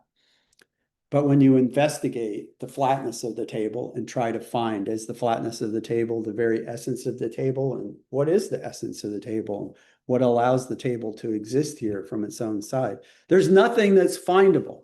And like that, when you investigate carefully the nature of the mind, which conventionally we understand as clear and aware, but when you investigate it deeply, right, you find it as unfindable. Amid sensations and thought, it's very difficult to catch the mind's nature. You have to stay right in the moment. And when you do this, you experience a kind of emptiness, a mere absence of the usual, habitual turning away toward the past and the future. This experience is at first is fleeting, but with practice can be extended. One instant of consciousness observes the mental state of an immediately preceding moment. And in that way, you cultivate or develop or seek to manifest the mind of clear light. I really like this instruction because I have not been initiated into Mahamudra or Dzogchen. And when I hear the talk or read the texts, I find it difficult to understand what they're talking about. And this is very helpful to me, actually, in saying it's like, this is a way a person who's thinking in sort of a linear, logical, conceptual way, such as myself, can make sense of what the Dzogchen practice is. So Tsongkhapa's idea about emptiness is that emptiness, the ultimate nature of things, is an absence or a lack.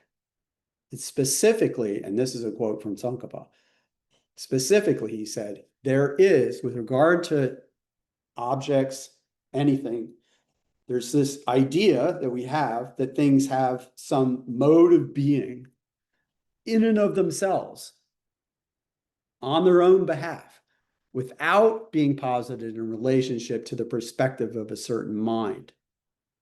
And the object of that conception, that things are just able to be themselves on their own side by their force of their own being, the object of that conception is what we call self or intrinsic nature. When we're talking about the person, usually says self. When we're talking about the table, usually say intrinsic nature, but it isn't a difference in meaning. For something to exist intrinsically or autonomously means it has its own unique, independently established, right, manner of being. Delusion, ignorance that binds us in cyclic existence, is that which, instead of seeing this, grasps onto each thing as having a way of existing such that it could be known in and of itself, without being posited through the force of a conventional awareness, right? That is, it just naturally feels to us as though the objects we perceive exist objectively. Yeah, and therefore we should be able to grab them and keep them for ourselves and keep them away from our enemies who have on their own side, natural badness, right? Which, yeah, so forth. So what this means is that there are conventionally existent external objects which vividly appear wrongly, but vividly appear to exist on their own without needing to be imputed or designated by a mind. But in fact, they exist only in dependence on imputation or designation, which in FPMT was called labeling.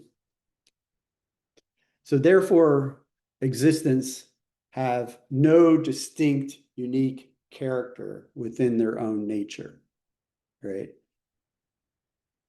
So what this means is that conventionally, there are external objects, but an object can be correctly, conventionally understood as X from one point of view, and Y from a different point of view, and Z from a third point of view, even when X, Y, and Z are all contradictory, right?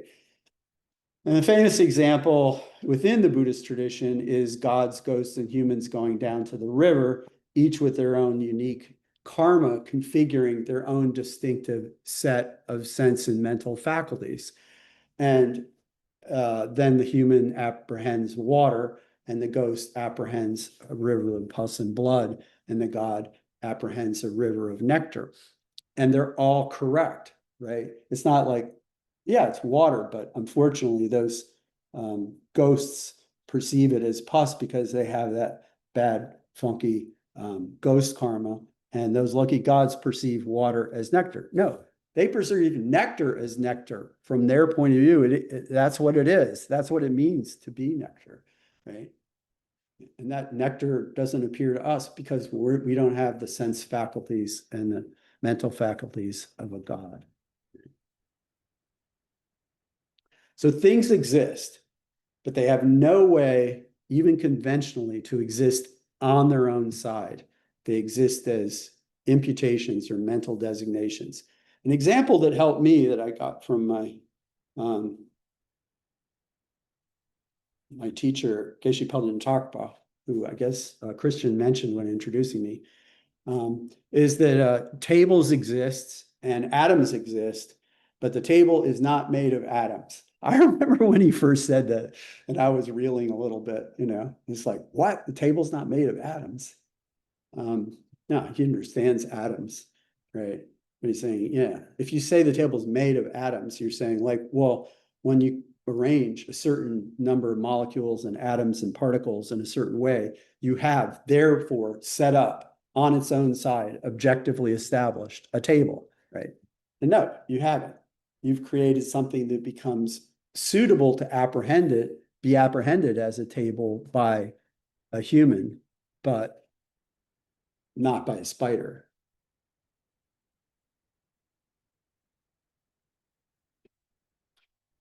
Yeah. So Tsongkhapa says, fundamental ignorance is a mind that regards things and persons as having some way of existing from their own side without depending on this designation. These existing external objects have diverse characteristics that make them either suitable or unsuitable as basis of designation for various objects. But when we ask, what is that diverse character, we get stuck because we can't say what it is except relative to the point of view of a particular observer. No object has any character from its own side without depending on its relationship to a conventional perspective. That is, there's no independent objective way to characterize what kinds of things are out there. Right? The diverse characteristics of external objects can be identified only relative to the perspective of a particular type of being. Yeah. So when we look at the world and consider what objects were there or are there, we can correctly designate things in accordance with their conventionally diverse character, this is hot, this is cold, this is helpful, this is harmful from our perspective. But observers of other species or other realms might correctly see something quite different or even contradictory because their unimpaired sense faculties via their karma are configured completely differently. And this is what it means to say that things don't have any nature of their own, but exist only in relationship to a conventional consciousness. I would point out that this took me a long time to understand. I would say years to figure this out. And yeah, so maybe that you don't immediately grok it. But at minimum, it planted some predispositions. I do believe that this is the correct way of explaining Tsongkhapa's teaching.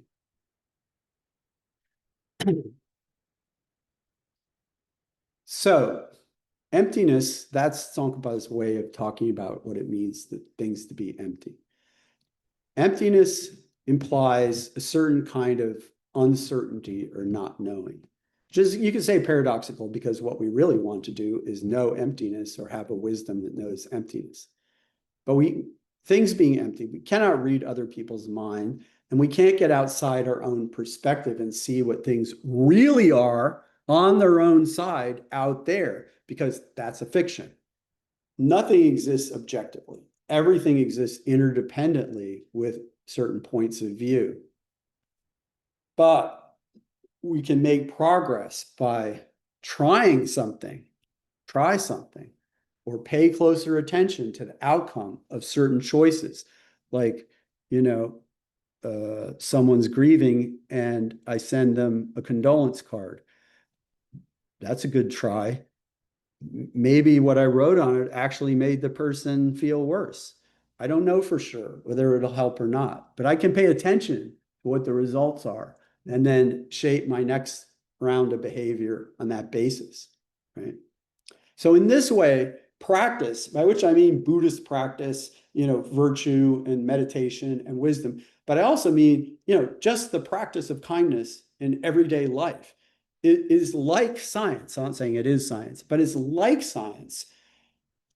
Some people might just think that they're good and kind and nice people because they have good intentions.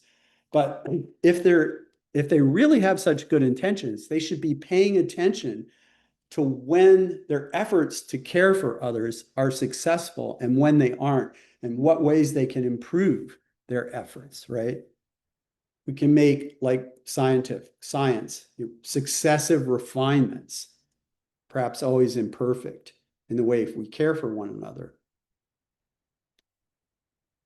So it's famous that Tsongkhapa teaches that emptiness does not eliminate conventional reliable cognition.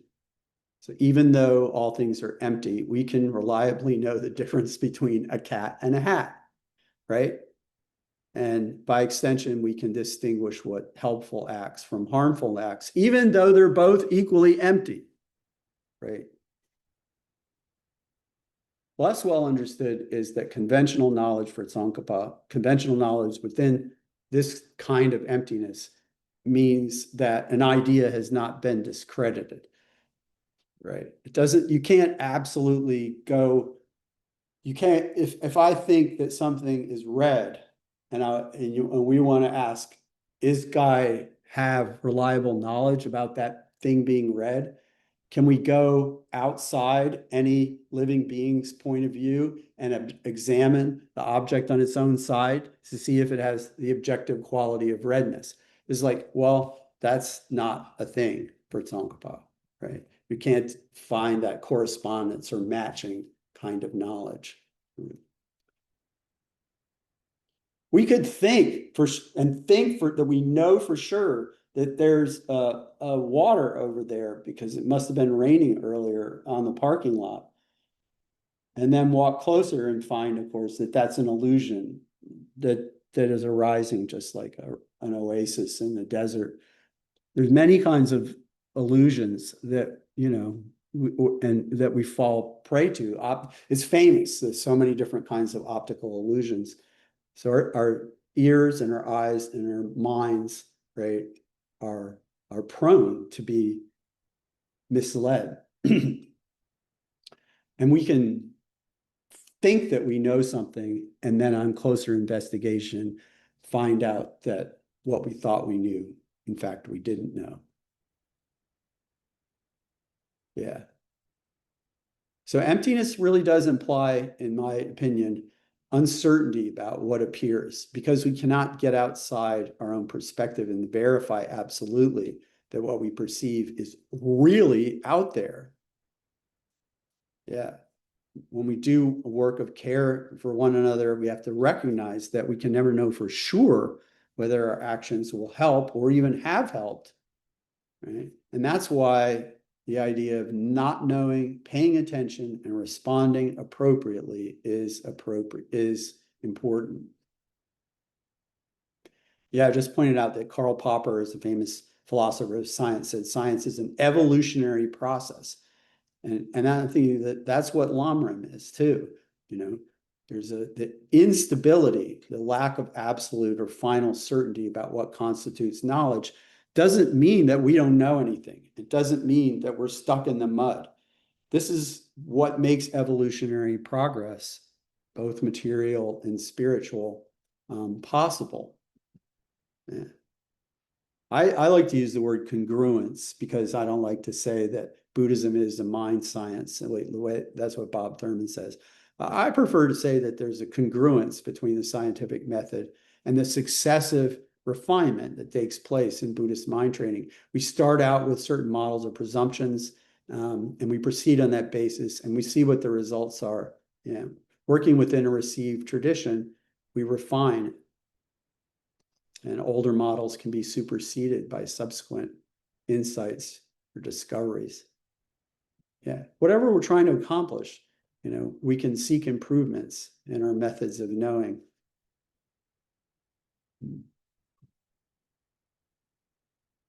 Yeah.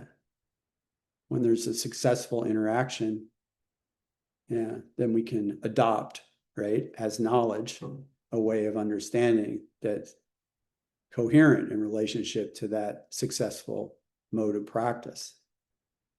Right? But later, we might have to make some further refinement. And this is what I'm saying. The idea of improvement of the mind, often very gradual improvement, right, depends on this idea, right, that it's possible to change things and to supersede what it is that you thought was true at an earlier stage. I'm a gradualist in terms of my understanding of the path myself, just by, I don't mean to discredit, people who aren't gradualists, but what I mean is that by disposition, the particular kind of sicknesses that I have are feel like they're better addressed by gradualist explanations like those of Tsongkhapa and the Dalai Lama. The Dalai Lama, I've never heard the Dalai Lama say, "You are all Buddhas. Wake up and realize that you're all Buddhas from the very beginning." He doesn't say that, right? He says, yeah, you can become Buddhas, right? You can gradually transform your mind. And there are other ways of teaching. In Kagyapa, for example, just one example, right, which start in the other way and say, truly, we're all, in reality, we're all Buddhas from the very beginning.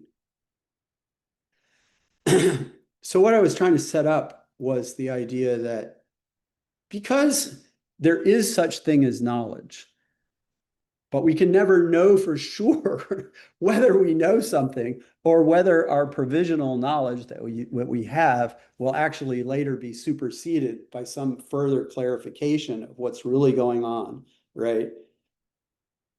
Our approach to trying to help people who are suffering has to be grounded in a kind of openness rather than a kind of expertise. That's a good way to put it, right?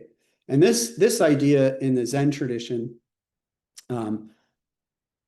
comes to Bernie Glassman Roshi, who passed it to his student, Joan Halifax Roshi, who's, the still living teacher and who probably is Zendo in Santa Fe.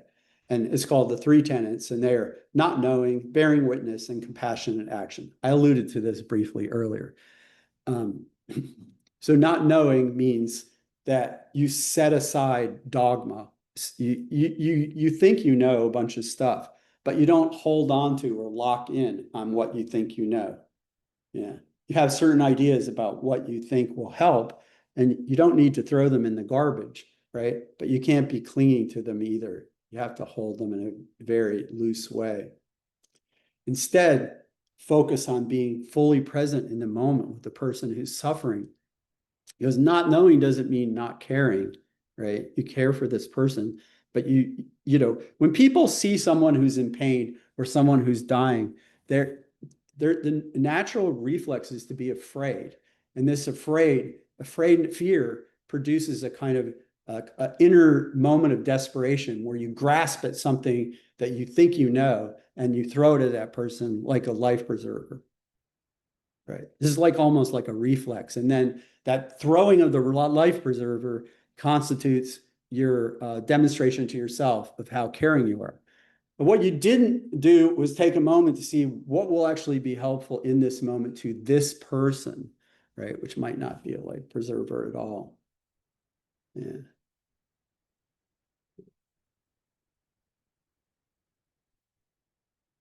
So if you set aside what you think you know and just pay attention to everything that's there, including your own attachments and judgments, which are impossible to eradicate, right? They're part of the situation. Face all the conditions by being present to them.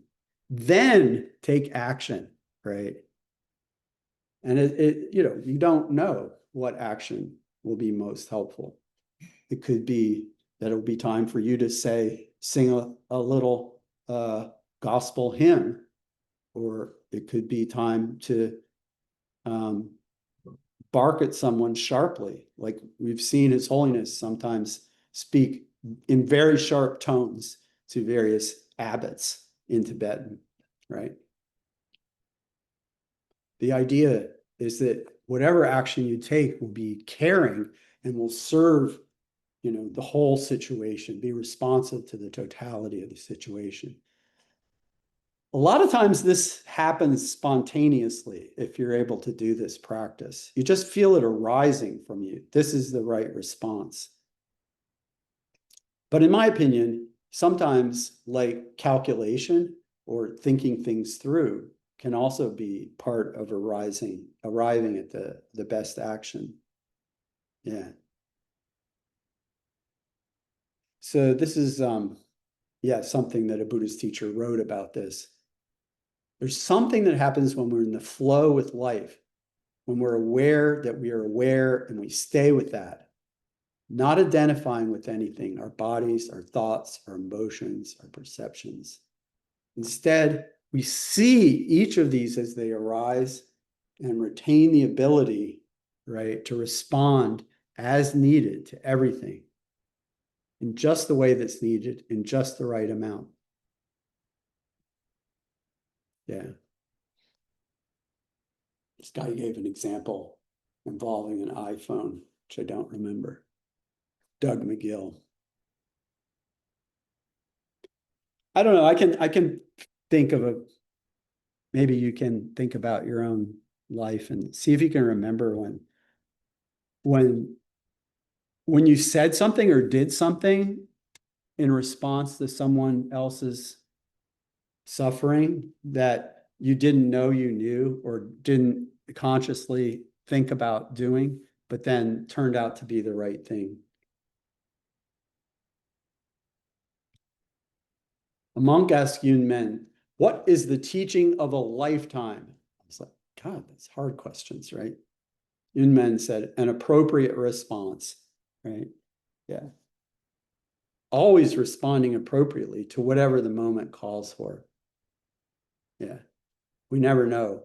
What's like when I wrote the grief book, Buddhist Grief Observed, a lot of people would say, okay, so you're the, Buddhist grief expert. What should we say when we go and visit our friend whose partner just died, or what should we say to someone who's in the hospital and will have to come home to hospice? And it's like, oh yeah, I'll give you the script. Now, of course, it depends is always, you have to be there, right? I think this is Stephen Batchelor on Yunmen. Wisdom's the ability to differentiate, the ability to be precise about what's going to be appropriate. And with practice, with experience, it becomes more and more intuitive. In Zen, there's a great valuing of the ability to respond to the situation in a non-conceptual, unhesitating way.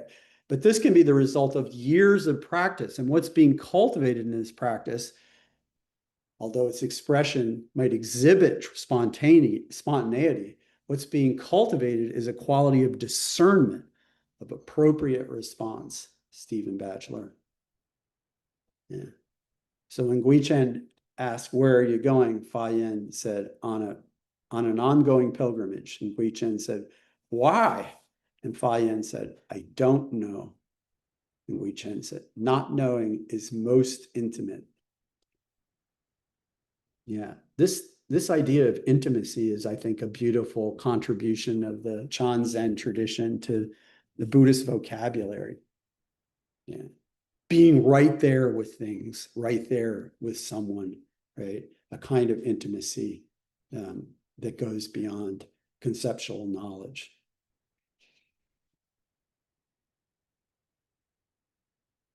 At these words, Fa Yin became the best of all possible helpers. I put it, translated it that way.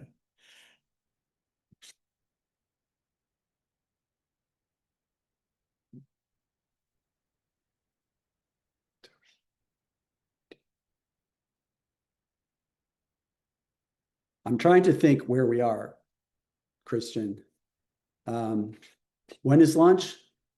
Right now. Okay. Okay. All right. Well, I guess I've given you some things to chew over. When we come back, I'll try to remember to start with questions because I've given you some things to ask about. Then I'll talk about the method side of the path, particularly kindness, which His Holiness the Dalai Lama has said is his real religion.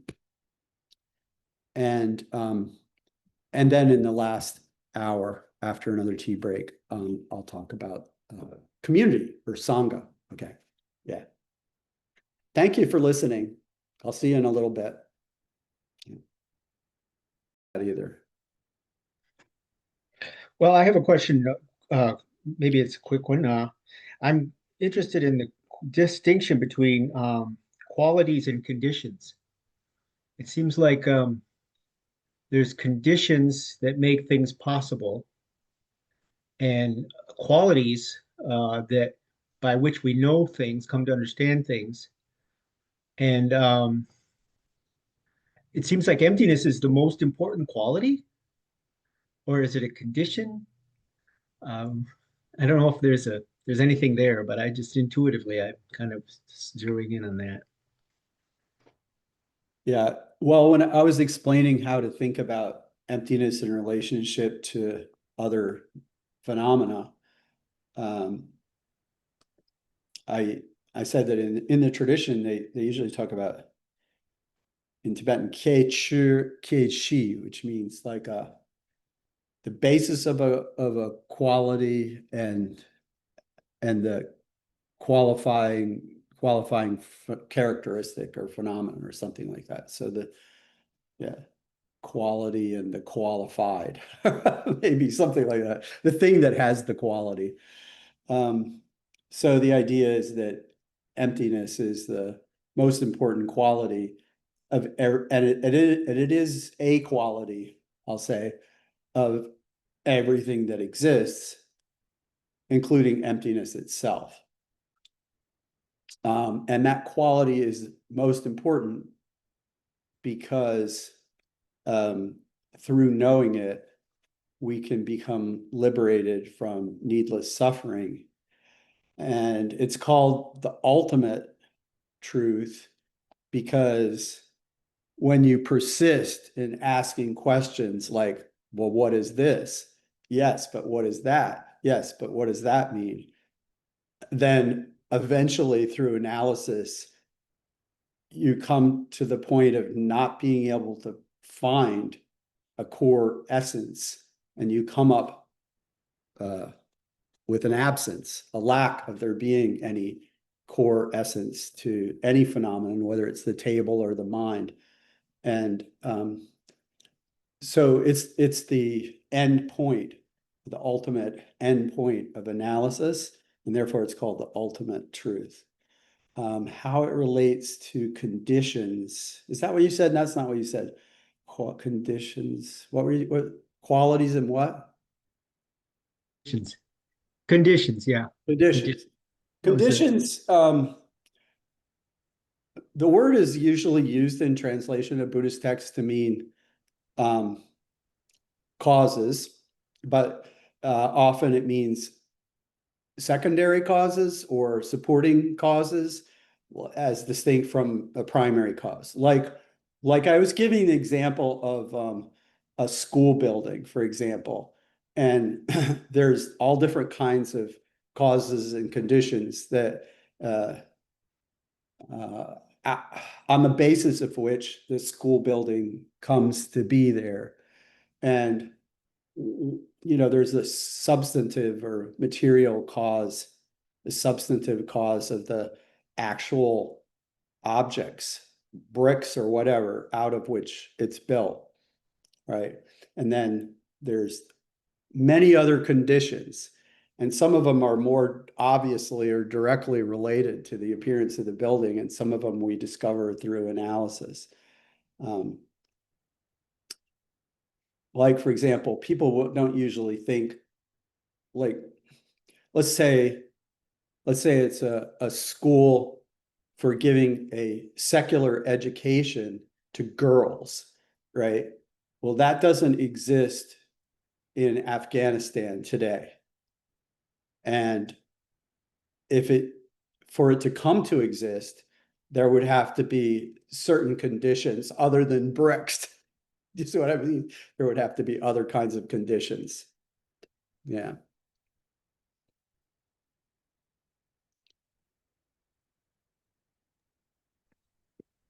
Okay. I don't see any other questions. So let's see. I should share screen.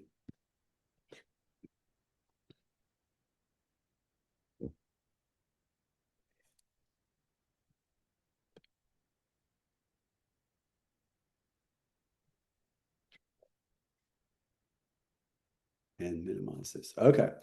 Yeah. So I just put this slide here considering kindness as like a header for this next section, which we focus on we're still doing the Dharma, but now we're doing the Avalokiteshvara side instead of the Manjushri side, the two wings of a bird.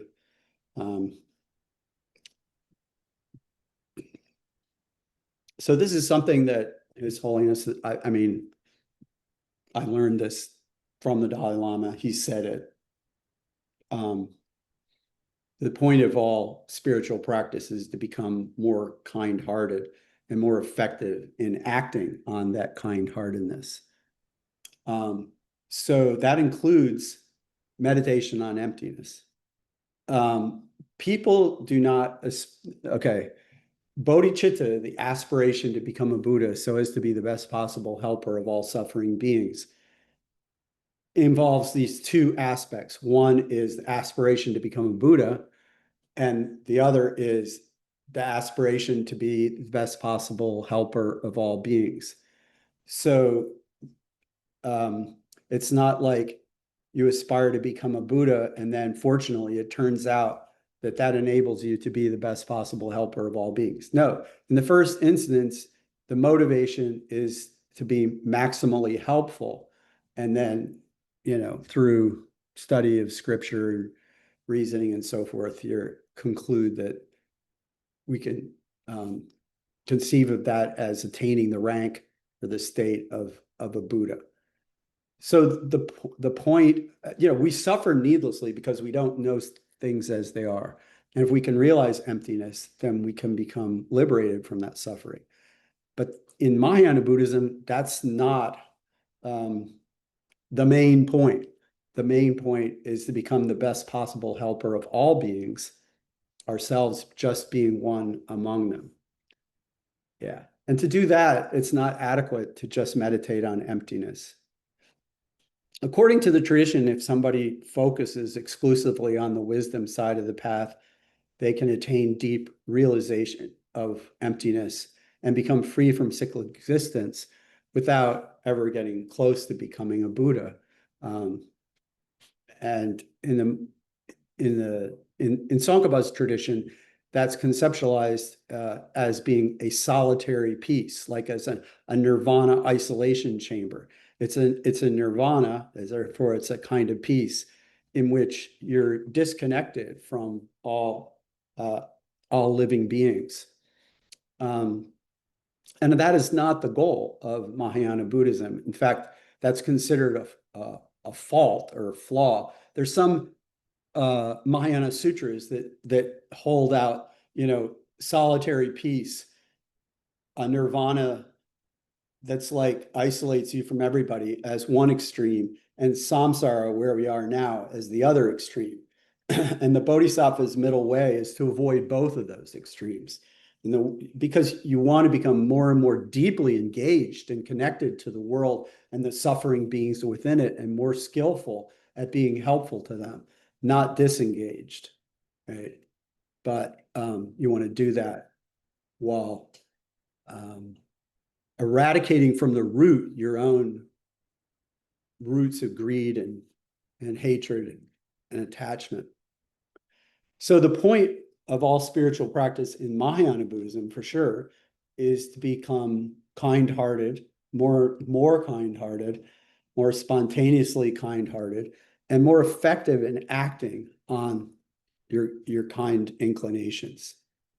The point is not to get to a certain realm or a certain information about the nature of reality, or to attain certain altered states of consciousness.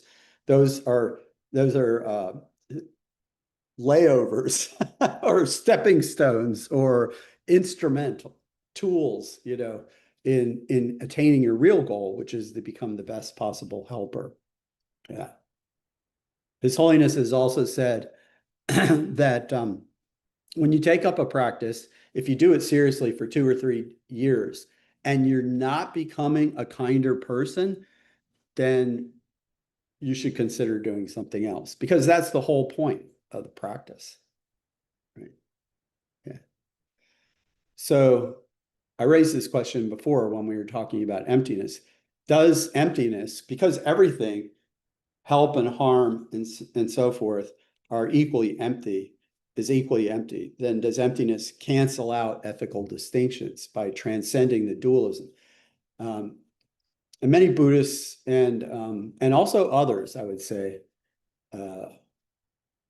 some others, Advaita Vedanta, I think, seem to think that you do transcend ethical distinctions at some point. And you do hear this in other types of Buddhism. And Tsongkhapa's project, as I mentioned earlier, is to show that this is wrong, and that you don't really have like an emptiness realm that is separate from this world.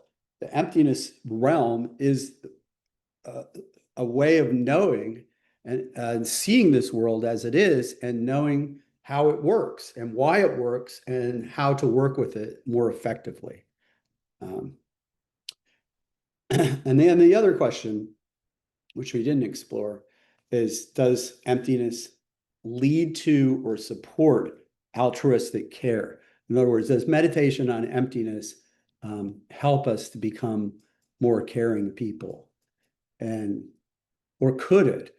I mean, obviously, the fact that the tradition envisions the fact that there are some people who become masters of meditation on emptiness, yet don't enter the Bodhisattva path, means that they consider there's definitely a possibility that somebody could be great at meditating on emptiness without becoming more altruistic.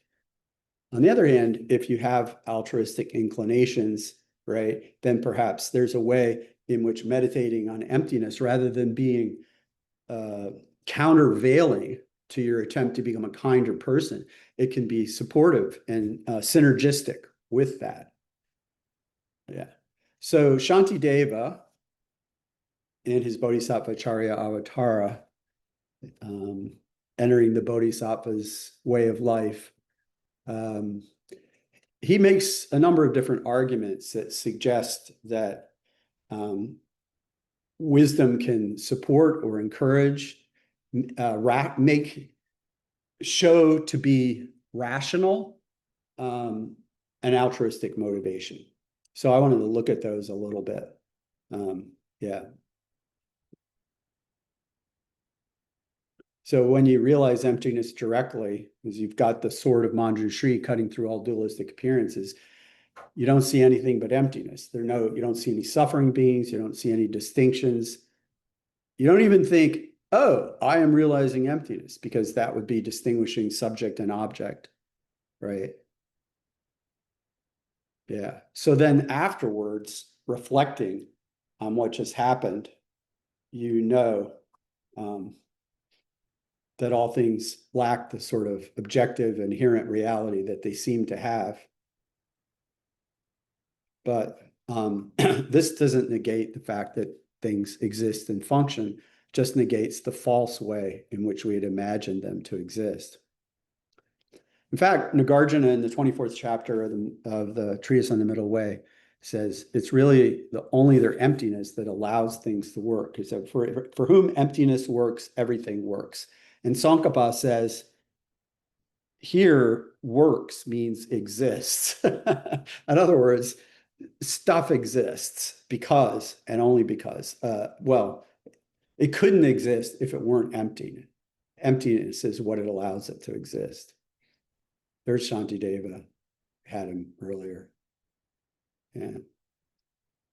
Can emptiness show that the Bodhisattva's universal loving care is the most rational response to the world? Yeah. So one of the arguments is that people who harm us are under the control of irrational emotional reactions that overpower their ability to respond more appropriately, and instead cause them to engage in actions that are harmful to themselves and also to us or others. And the delusion of inherently existent self is the root of all these irrational emotional reactions. So, he argues, Shantideva, that the most appropriate response is not to get angry with somebody who's seeking to harm you or is harming you, but rather to aspire to develop the ability to liberate them, help them become free from reactivity and confusion that's driving their behavior. Tsongkhapa says, Shantideva gives many reasonings on this, how meditation on emptiness helps altruism. But it's easy to be certain about this particular argument. So it's a very powerful remedy for anger. Meditate on this one repeatedly. That's a quote from Tsongkhapa's great treatise on the stages of the path to enlightenment. Another argument is that pride and attraction operate only when we ignore the insubstantial nature of our own body and others' bodies, right? Like, yeah. Ordinary people feel intensely protective of their own bodies, and sometimes this leads to morally questionable behavior. If we clearly understand what the body is, we can transform our emotional relationship with it and come to see the body as a mechanical construct of interconnected bones and muscles, right? Rather, it doesn't have any intrinsic value, but it's instrumentally useful to support spiritual practice and to assist other beings. And we care for it just on that basis. I would say this is, unlike the first argument, this is one that has a more monastic flavor to it, right? And is the way of thinking that underlies many parts of the Vinaya, I would say. Another argument is that suffering is suffering no matter who the sufferer is. It doesn't become less suffering or less painful because it's not in my mind. And this is a quote, right, from Shantideva. I should dispel the suffering of others because it is suffering, just like my own suffering. I should help others because of their nature as beings, which is just like my own. When happiness is dear to me and to others equally, what's so special about me that I strive after happiness only for myself? Personally, I think this is a very strong argument, and it's difficult to answer. I feel like it is a basic refutation of the idea that egoism is essentially rational and altruism is irrational. It's like, seems to me that this argument is saying, well, we just have an instinctual or personal preference to count our suffering as worth 10 trillion and other people's suffering is worth 59 cents. When fear and suffering are disliked by me and others equally, what's so special about me that I protect myself and not others?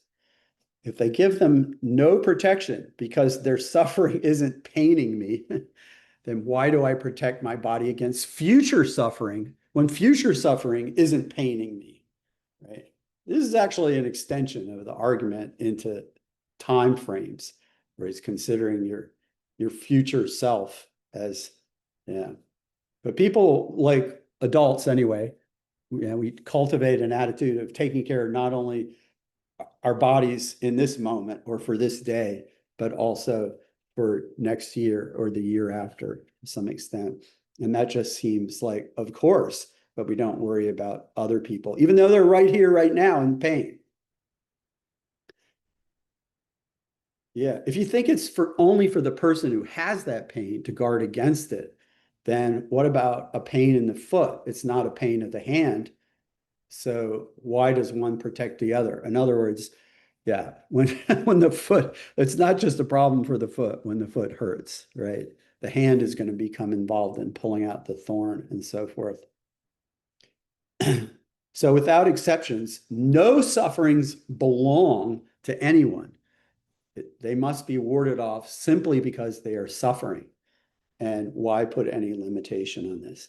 So these are quotes from Shantideva, and it's not exact. It's hard when you read this to say, how many arguments is it? I feel like it's more than one argument, or maybe it's one argument that's sort of summed up in the last line, without exception, no sufferings belong to anyone. And then there's different branches of it. But this is the kind of argument that you find in Shantideva, and part of what makes him so important, part of what makes this particular text by him so important. The suffering I experience does not harm others, but I find it hard to bear because I cherish myself, self-cherishing. Likewise, the suffering of others does not harm me. But if I cherish others, I shall also find their suffering hard to bear, right? And then no amount of suffering is too small for me. No amount of happiness is too great for me. Everyone is just like this. That's the first Panchen Lama. So he's obviously riffing off Shantideva and putting it in a maybe a pithy way.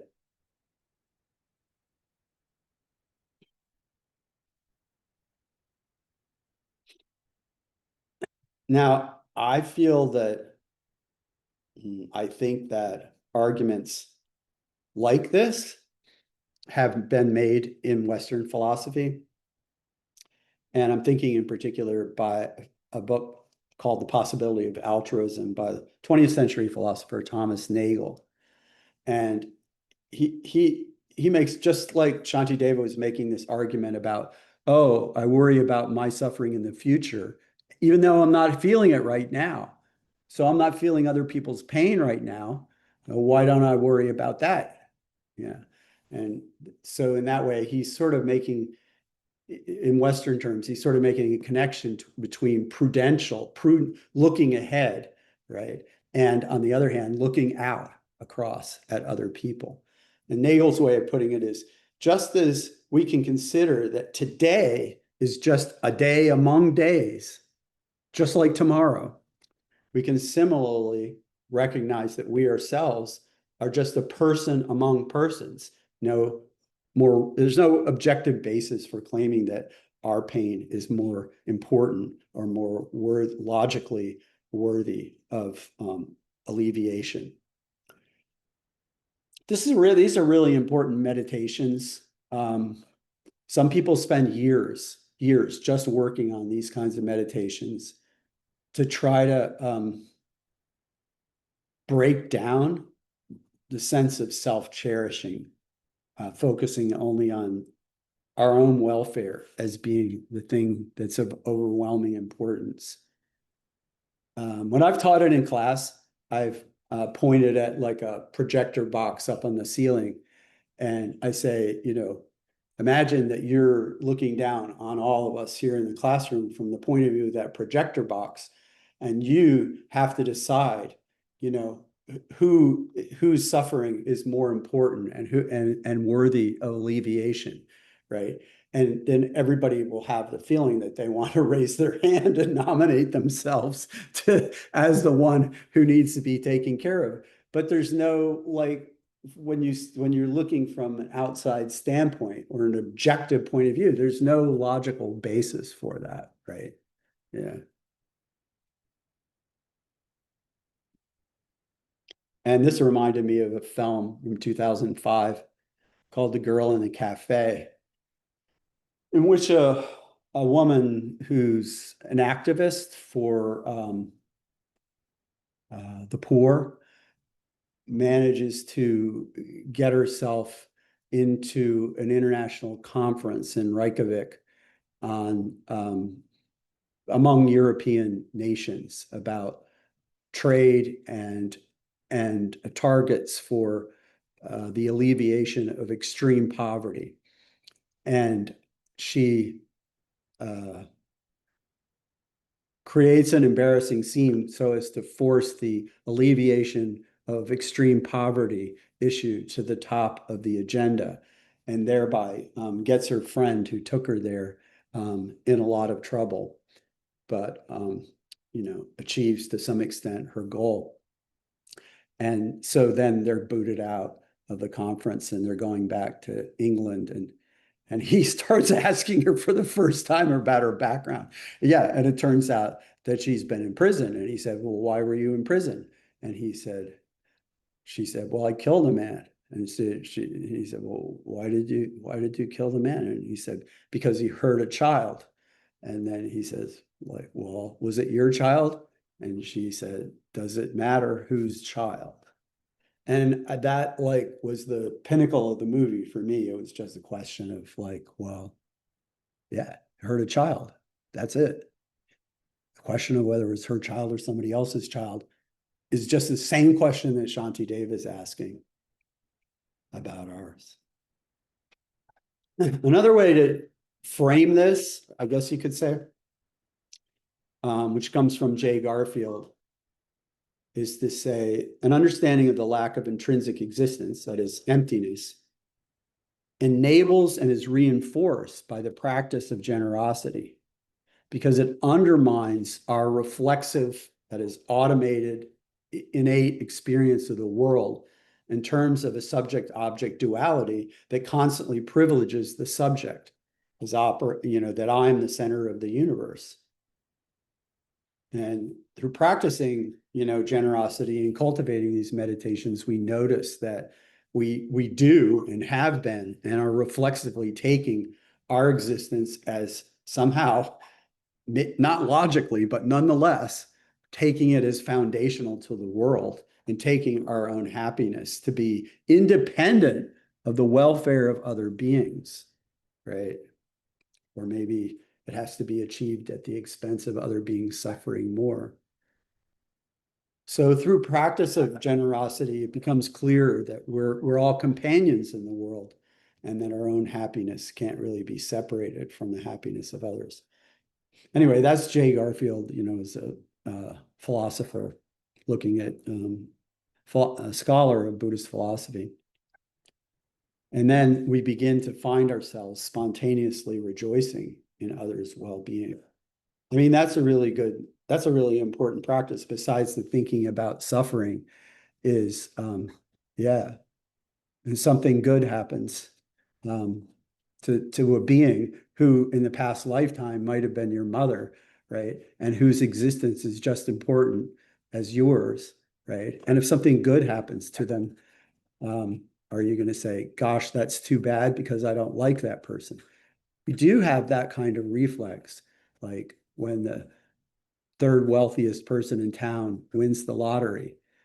We don't say, how wonderful for them, right? Yeah. Or you could take more extreme examples, right? Yeah. Mark Zuckerberg just won the Mega Millions, right? Do you feel glad? Yeah. Are you rejoicing in the good fortune and so forth? Yeah. It's a challenge. So this is from the Stanford Encyclopedia of Philosophy article on Shantideva, and I found it very interesting. It says, many Buddhist texts argue that if we can directly or experientially realize emptiness, realize that there's no substantial self, this realization will cause us to become more altruistic. But Shantideva argues, perhaps for the first time, right, in history of philosophy, that an intellectual understanding of the absence of any self can give us good reason to affirm altruism as supremely rational and egoism as rationally untenable. Anyway, that's what I've been trying to articulate, that last part. So that's kind of the more, I guess you could say, more explicitly philosophical analysis of Shantideva's approach to cultivating compassion. I mean, it manifests itself in the Tibetan Buddhist tradition as the method of cultivating bodhicitta through the switching of self and other, which I'm not laying out here, but that's the source for that practice. So His Holiness says, this is in the book From Here to Enlightenment. He says, we all share one planet and survive under one sun. Today, we're simply one community in the face of population growth, instantaneous communication, and modern global economy. In a sense, we're really one entity. There isn't any separate individual interest, but we have the mistaken view that we're separate from the rest of the world. And because of that, our actions are unrealistic. People's minds are confused about what happiness is and how to create its causes, right? Values such as kindness, generosity, and honesty get lost in the rush to make more money and have more and supposedly better possessions. The only way to safeguard our future as individuals is to develop a sense of concern for the well-being of others, the well-being of all other living beings. And he goes on to say, different traditions have different tremendous philosophical differences. I like it that he acknowledges that, but they are the same at the practical level. They show us how to practice love, kindness, together with forgiveness, tolerance, self-discipline, and contentment. I am a staunch Buddhist, but kindness is my real religion. When you practice with a sense of dedication to the well-being of others, then you yourself feel fulfilled. And this is the purpose of life. Anyway, I like that. Thich Nhat Hanh has said similar things, and Thich Nhat Hanh and the Dalai Lama are not the only ones to have said similar things. Thich Nhat Hanh, as I mentioned earlier, talks about, if emptiness and dependent arising are two ways of talking about the same thing, Thich Nhat Hanh came up with a way of talking about both of them under one word, and that word he made up, interbeing. Saying there's a cloud right here in this piece of paper. If we look deeply, we see that in the paper there's also the sun, because nothing grows without sun. So the paper and the sun inter-are. And the logger and the lumber mill and the field and the wheats from the fields that fed the logger. No paper without the logger can't log without bread. And then you got the logger's father, logger's mother, logger's great-great-great-great-grandmother, and so forth. Yeah, they're also all right here in the paper, because without, their contributions, then there wouldn't be a piece of paper. Also, we can see ourselves in the paper in the sense that we're the ones who are designating or labeling or recognizing this as a paper. The perception of paper is rising in our minds. So to be is always to interbe.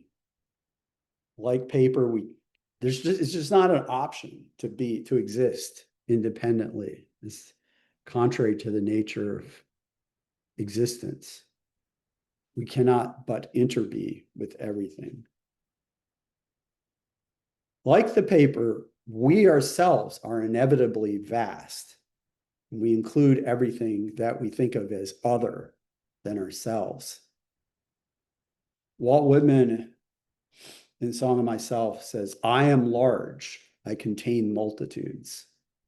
So if you ever read his poem, Song of Myself, you can see that this poem was written in a state of ecstasy, wherein he experienced himself as non-different from everything that he was seeing, including all the different kinds of people and all the different natural phenomena around him.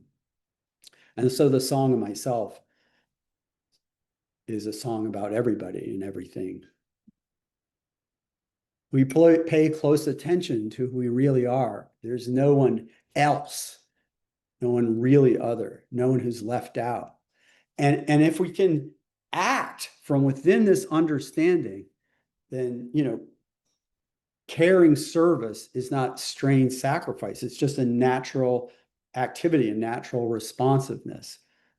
You can't say that it's compassion for another. It's just like a reflex. Yeah. And then I think I added this in here. The right hand does not congratulate the left hand on giving to the poor, which is riffing off of the statement of Jesus in the gospel. It's just natural responsiveness. Similarly, Joan Halifax Roshi was asked, what is the shadow side of the Bodhisattva? And being a Zen master and all, without missing a beat, she said, the shadow side is helping other beings. What do you mean? So if you understand this thing, you understand that the accent is on the word other. Yeah. I'm helping them. They need it. And then yet a third person is saying basically the same thing, as far as I can tell. A human being is a part of the whole that we call the universe, a part that's limited in time and space, but we experience ourselves, our thoughts and our feelings, as somehow separate from all the rest. And it's an optical delusion of consciousness. This is a very strange expression, optical delusion, right? Usually optical illusion or a mental delusion. Here it says optical delusion. It's something that it feels like we see it that way with our minds. It directly appears to our minds that way, is that we're obviously separate from the rest. And this is like a prison, restricting us to our personal desires and our affection for just a few people nearest to us.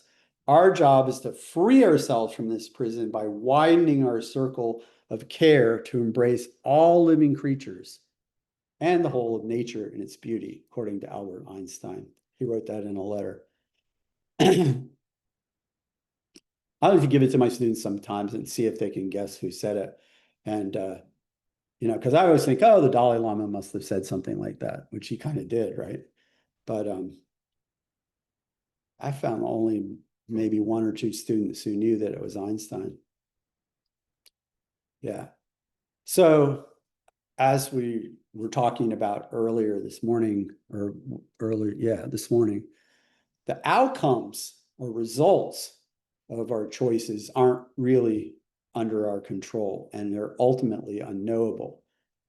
What matters is what we can control, the choices that we make, right? So we shouldn't base our life on our expectations about the future appearances or hope for or grasp after results, either of our romantic activity, our economic activity, or our spiritual practice, right? So you can control your own choices.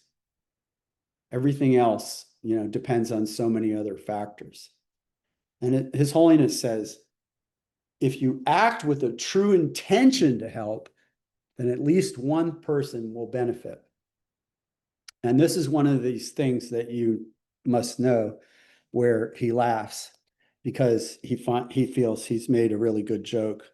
But he's also deadly serious at the same time.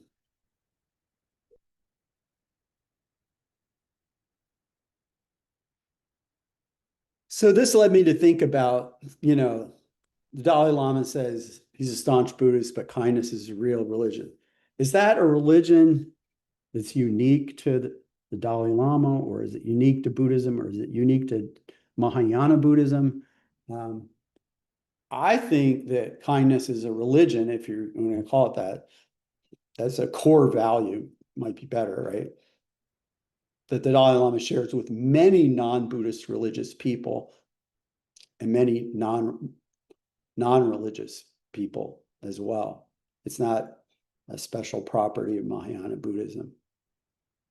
If you do ask the Buddhists what is distinctive about Buddhism, they won't say compassion. They'll say it's understanding of emptiness as the nature of reality, right? Then they think, well, it's very good that you have kindness and compassion, and this is going to help you, accumulate vast amounts of good karma, right? But it won't liberate you from cyclic existence in and of itself, because the key to the prison of cyclic existence is understanding the nature of reality. Anyway, my point is that so kindness and also meditation as well are not private properties of Buddhism. Yeah. Kindness suggests a disposition to act, care for others. It's not the case that he shares this dedication to the practice of kindness with all people. Yeah, there's lots of people who can hold up a Bible and use it to justify hate or even slavery or, torture. And that's not, just in in Christianity, of course. Yeah. Robert Aiken Roshi said, even Mara can quote scripture. Even the personification of evil can quote scripture to his own ends. And he was talking very specifically about a Zen teacher or a samurai sword master who used his knowledge of Zen to justify killing and to help people become more effective killers. So, given that kindness is really what this is all about, and that it's not a private property of Buddhism, I thought just think of where the word kindness comes from and what are some different words for it. Kindness, as far as I've been able to figure out, derives from a Proto-German word kunjam, which means family. So kunjam means family-ish, or caring for someone in a natural way as though you would care for a family member. So it seems that that's kinship. Kindness is, we say we're all siblings, which we are in some sense, or distant cousins at least, right? We're all kin. We are all kin. on the left here in the box, you see the Chinese character Ren, which sometimes have been translated benevolence, humaneness, goodness, human-heartedness, depending on which translator you're looking at. So, the radical on the left means human, and then the two slashes on the right mean two. So it implies how one person should be with another person, how people should treat each other. Yeah. And in Buddhist tradition, of course, you have this famous Karaniya Metta Sutta, which has this passage: even as a mother protects with her life her child, her only child, so with a boundless heart should one cherish all living beings. So you can see that this idea is, what do you say, taught by the Buddha, strongly present from early days of Buddhism.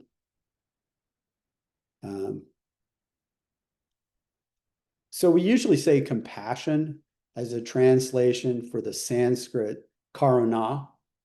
All words in Sanskrit, it is said, derive from verbal roots. And the verbal root for karuna is kur, which means to do or act or make. So this is why, partially why, or why, it's a justification at least for me for persisting in saying kindness instead of compassion. Is not a feeling. It's the word karuna is specifically derived from the root that means to do or act. It was translated in Tibetan. Karuna was translated into Tibetan by the Tibetans as Ningche. Ning means heart, and Je means supreme or the very best, right? Like people say, some people call Tsongkhapa Je Rinpoche, which means, the foremost precious one. So, I mean, you could say that compassion, they didn't try to go for an action verb in Tibetan. I don't know. I've heard the Dalai Lama in some earlier translations use the good heart. I think loving care. The word care is useful because it has that core in it, like kindness and karuna. Care by itself could be misunderstood. Compassion tends to have to do with sentiment rather than motivation to help sometimes, and that's the concern that's behind my messing with our traditional vocabulary. So it leads to the question of how does kindness or karuna, how does kindness relate to empathy? And it reminds me of this poem by Naomi Shahib Nye. Before you know kindness as the deepest thing inside you, you have to know sorrow as the other deepest thing. It is. The implication of that is something that's, I would say, an empirical, a testable empirical claim. That is, that in order to have a genuine care for another being, there has to be initially some kind of empathy as a spark for that. That's testable. It's testable, I guess. It's debatable, but that seems to be what she's saying. Maybe you can have genuine empathy for a few beings or one being, and then that be extended, into loving care for other beings as well. One of the things you probably know is that it is, for most human beings, natural to feel some distress when we see another living being suffering. So if we see Sally Struthers or whoever doing an ad with distressed puppies on YouTube. It's like painful to watch. It's painful to watch animals being hurt, right? And we feel it as a vicarious distress, right? And so people talk about this as mirror neurons. Our actual brain is mirroring the feelings that we're reading as taking place around us, right? So I'm understanding that as empathy and as like an important emotional, neurological spark that is related to kindness, but it's not the same. And one of the reasons you can understand is that when people see whether you feel pain at seeing another being harmed depends on how you feel about or categorize that being. People don't necessarily, once someone is categorized or something is categorized as vermin, a rat, a cockroach, or the human equivalent of that as defined by your country's propaganda, then you actually don't have a mirror neuron response to seeing that being suffer. And in some cases, people will feel happy at seeing another being suffer, right? So in other words, the empathy that comes about in mirror neuron response is not globally inclusive. It's selective to our people, our community, us, wherever we think the boundary of us goes out to. All mammals or all mammals living in blue states, or I don't know, wherever we draw the boundary, there's beings who are outside that boundary.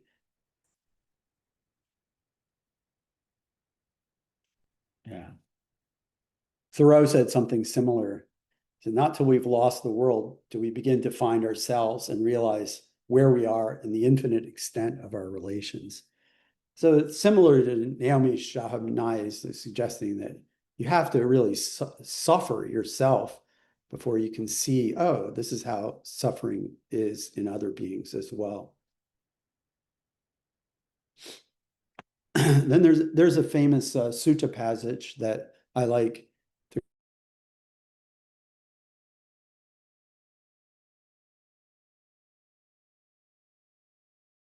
They didn't particularly like this guy to begin with, and then he was dying of dysentery, right? So it was a mess.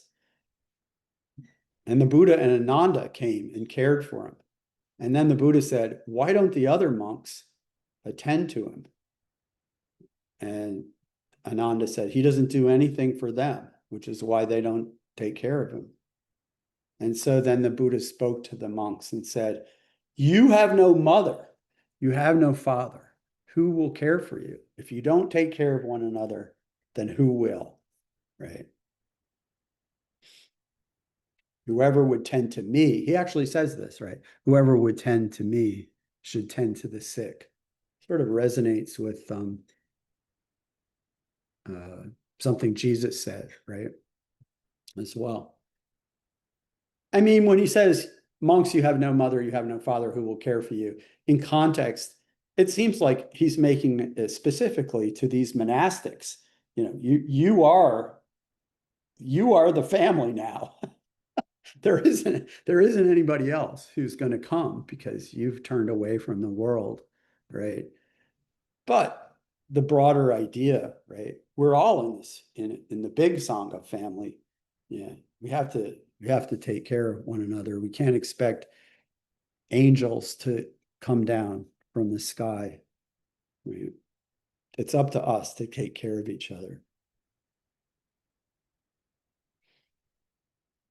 So as I mentioned earlier, in Mahayana Buddhism, the basic motivation is not to become a Buddha with superpowers or special bodies or lots of bliss and feel good all the time and be the happiest being in the universe and also the most powerful being in the universe. As cool as that is, that's not the basic motivation. Basic motivation is to become the best possible helper of suffering beings. Yeah. Because yeah, we're all suffering needlessly because we don't see things, including ourselves, as they are. In other words, we'll never be really effective in our kindness in the long run if we don't see ourselves and see other things the way they are. In other words, realizing emptiness is instrumentally necessary in order to become the best possible helper of suffering beings. But of course, besides realizing emptiness, there's a lot of other things you must need to know. In other words, it's not just a matter of wisdom about the ultimate truth. There's also wisdom about conventional truths, right? There are a lot of things that a bodhisattva may need to learn to become the best possible helper of beings. And I think this is where, in my opinion, the idea of Buddha's omniscience comes from, this idea. The best possible helper is the one who knows how to change a tire and knows Robert's rules of order and knows how to make a laser and knows how to, take care of a sick person, treat someone for dysentery. I mean, right? All the things that in any situation could possibly be helpful. That's the idea. Yeah. But right now, we already know a bunch of things. And we have capacity to learn new things or get stronger in the things that we already know to improve our capacity to help. So short of becoming Buddhists, we may never have access to all the information necessary to know how best to help. There's always more to learn. Yeah. But that's what being effectively kind means. You have to keep learning. And this brings me to the end of this little section. The reflection, maybe when you're having some tea or whatever, what are my core commitments? If wise hope is recognizing that we don't know what the future holds, and yet we're determined to act on our values. What are these core values to which we're committed? And what opportunities do I actually have to help the world? What actually, to help others? What skills or capacities do I have? Everybody has different things, right? We can't all be good at the same things, and can't say, oh, the best thing to be would be a doctor. So instead of helping other beings, I'll go to medical school. Well, I mean, there are other people maybe who are already well on their way, and you might already be an excellent lawyer who can file an irrelevant lawsuit. So we should use the skills that we have.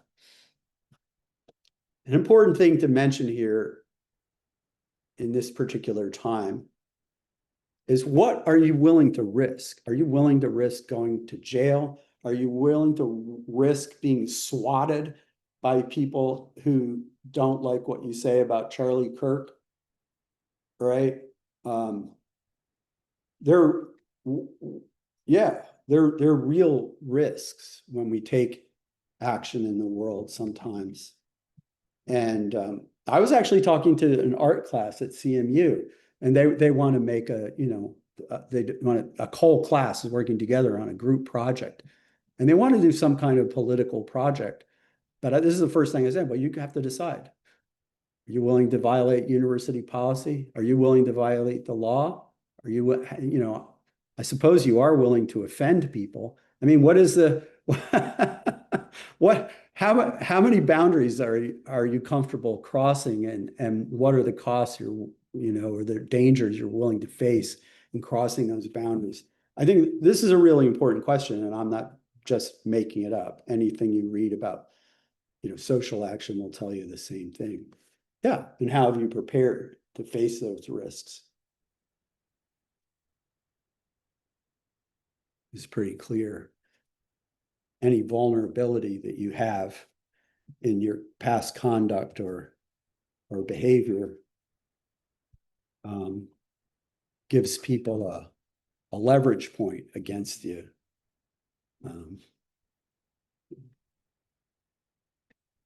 Okay, I'm going to stop there. Let's see. That was an hour. So Christian, was this supposed to be the hour and 15-minute session or the hour session? I believe an hour 15, but it's Okay. really up to you when we want to have the tea break. Yeah.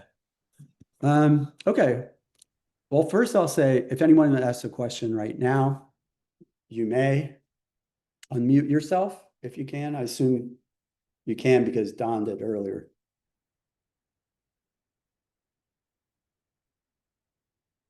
You might want to say, where did you get that fantastic Tonka? The answer is I inherited it, and I don't know where the person who gave it to me bought it.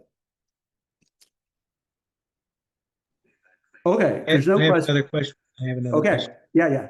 Um, um, early quote from His Holiness the Dalai Lama. Yeah. He was saying about how he gets joy from emptiness. And I was wondering if you have any insight into that. I mean, what is the source of joy? I mean, given, aside from everything you've said and the Yeah. whole talk you've given, Yeah. the idea of joy itself coming from this insight of emptiness. I mean, He absolutely does. First of all, I would say he's not joking around. right. So, or making it up. So they say, right, that a person who first begins to get an inkling that things really are empty, and these aren't just words that the Buddhists are saying, they begin to get a real inkling of what emptiness is. They can feel like the ground's been cut away beneath them, or that they've lost, something precious. It's not everybody who's like this, because some people, they say, have particularly powerful predispositions from past lives and immediately click with emptiness as soon as somebody starts explaining it to them. But many people feel a sense of loss or fear, right? When they start to understand these ideas. But then, as you become accustomed to it, it's like, and this is from the tradition, it says, like you found the most precious jewel, right? You found something this is what liberates not only me, but can liberate all these other suffering beings. Like the Dalai Lama has talked about in another context, giving a talk before an auditorium and looking out at all the beings there and thinking about all the suffering that all these beings have, and how the magic key to the prison, in which they're locked is this understanding of emptiness, wanting to share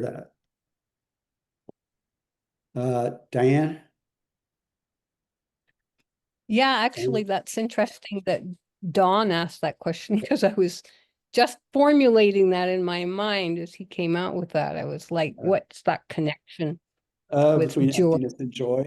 Yeah, well, Yeah. it's like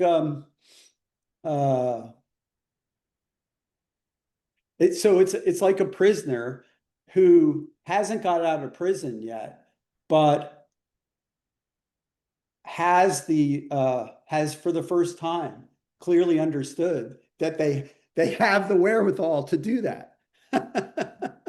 Right? And not only for themselves, but to help others as well. Yeah. I don't know. I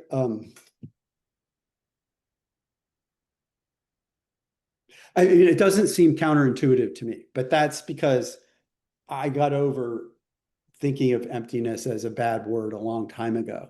And it's it clearly is a negative term. And in fact, in Tsongkhapa's tradition, they understood that this is a negation or a sheer absence. Yeah, but it's a sheer absence of bars on the door. It's a sheer absence of clouds in the sky. This sheer, so therefore it implies openness and freedom. If I may, we have Yeah, time. Don. The reason I have questions about that is because, I would think that, you have a sense that you could save the world, you could save the world through this understanding. But then when you look at the details, it's more about how do we manage living on this journey? How do we help each other get through this? That's the best we can hope for. And that just doesn't seem to be too exciting to me. Doesn't seem exciting. That we're just talking about how can we best survive in this crummy place, I mean, on this crummy journey,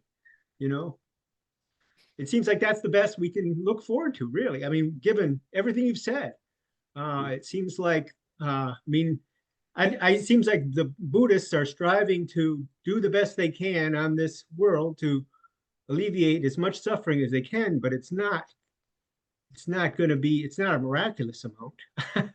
Of course, I mean, maybe it would be. I guess if you rely on everyone else, if it becomes infectious, I mean, again, if other people saw the joy that comes from this, if you could somehow communicate that to other people, then that would be something to get. Well, like Don,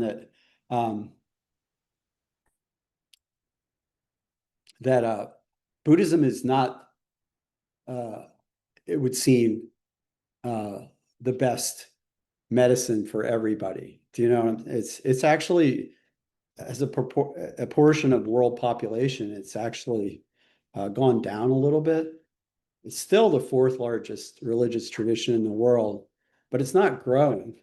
It's actually declined some in population. And there are other traditions, including non-religious traditions, that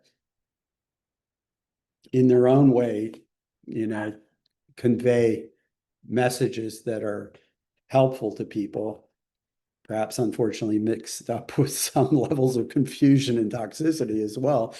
But yeah, they succeed in helping people in many different societies. And in other words, just like I said, well, this version of Buddhism is good medicine for me, but everybody's a Buddha from the very beginning is good medicine for somebody else. And just like that, it's very clear that, Jesus Christ is my Lord and Savior is like better medicine for a whole bunch of people, more than Buddhism, at least in this time and place. And so I think it's good for people to have something that actually helps them, if it helps them. If it just, if it becomes a basis of competitiveness and arrogance and harm to others, then it's not, It's like medicine can become poisonous. Okay, Diane. Thank you. Quite a long time ago, one of the very first teachings that I ever had on the subject of emptiness was from Jeffrey. Really? He came to our Sangha a couple times, actually. And, he could be quite the joker sometimes. Yeah. I'm in Canada, so I live just north of Vancouver. So you probably know that he used to visit Vancouver sometimes. Oh, you live there? Yeah, he did live there in the last part of his life there, yes. And anyway, but I remember on this particular retreat that one morning there was a tin of cookies that we had, and we opened up the tin and most of the cookies were gone.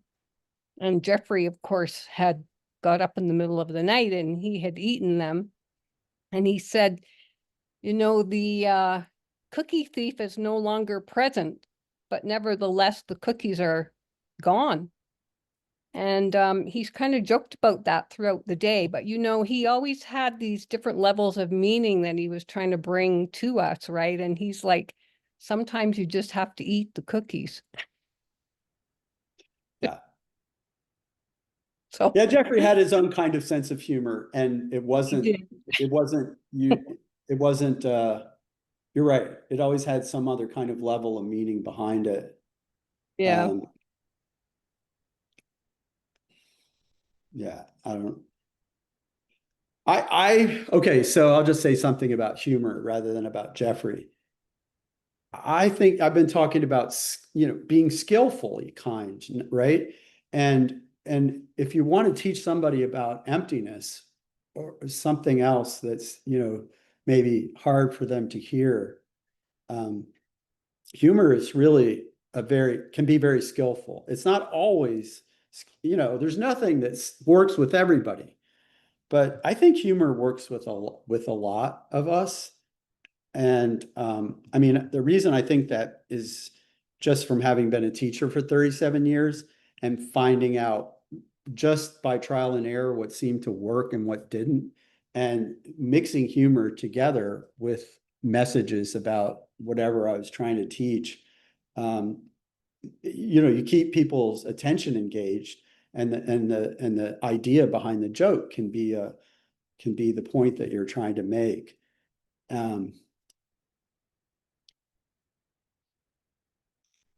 I mention this because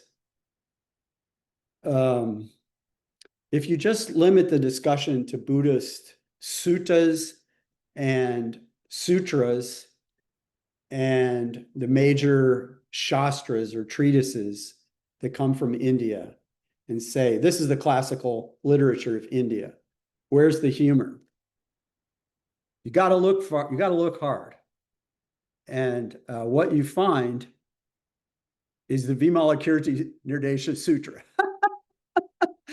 And that's pretty much it, I mean, but you can find humor in Tibet, and and in Chan and Zen, there's clearly a different sensibility. But yeah, it's whoever wrote or compiled or authored or whatever, the Vimalakirti Sutra had a totally different idea, right, about how they could have, and they're teaching the same things that are in the other Mahayana sutras, but they do it with just one gag after another. Okay, let's take a little break, and then I'll talk about Sangha in 10 minutes. Is that right? No, 15. How long, Christian? 15. 15 minutes. So, okay, that would be 6 o'clock. Okay. Make sure. I think this will be a little bit, well, definitely be shorter than the Dharma one, but it'll probably also be shorter than the Buddha one too.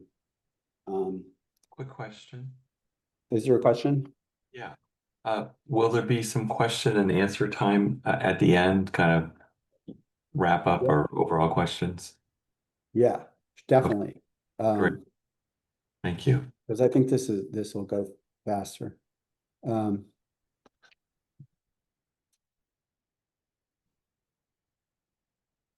Okay, so Sangha, third jewel. Sangha means the spirit, we understand as a spiritual community, and who constitutes a spiritual community, who or what constitutes spiritual community is defined differently by different Buddhists in different texts and different contexts. So very often it refers to the monastic Sangha.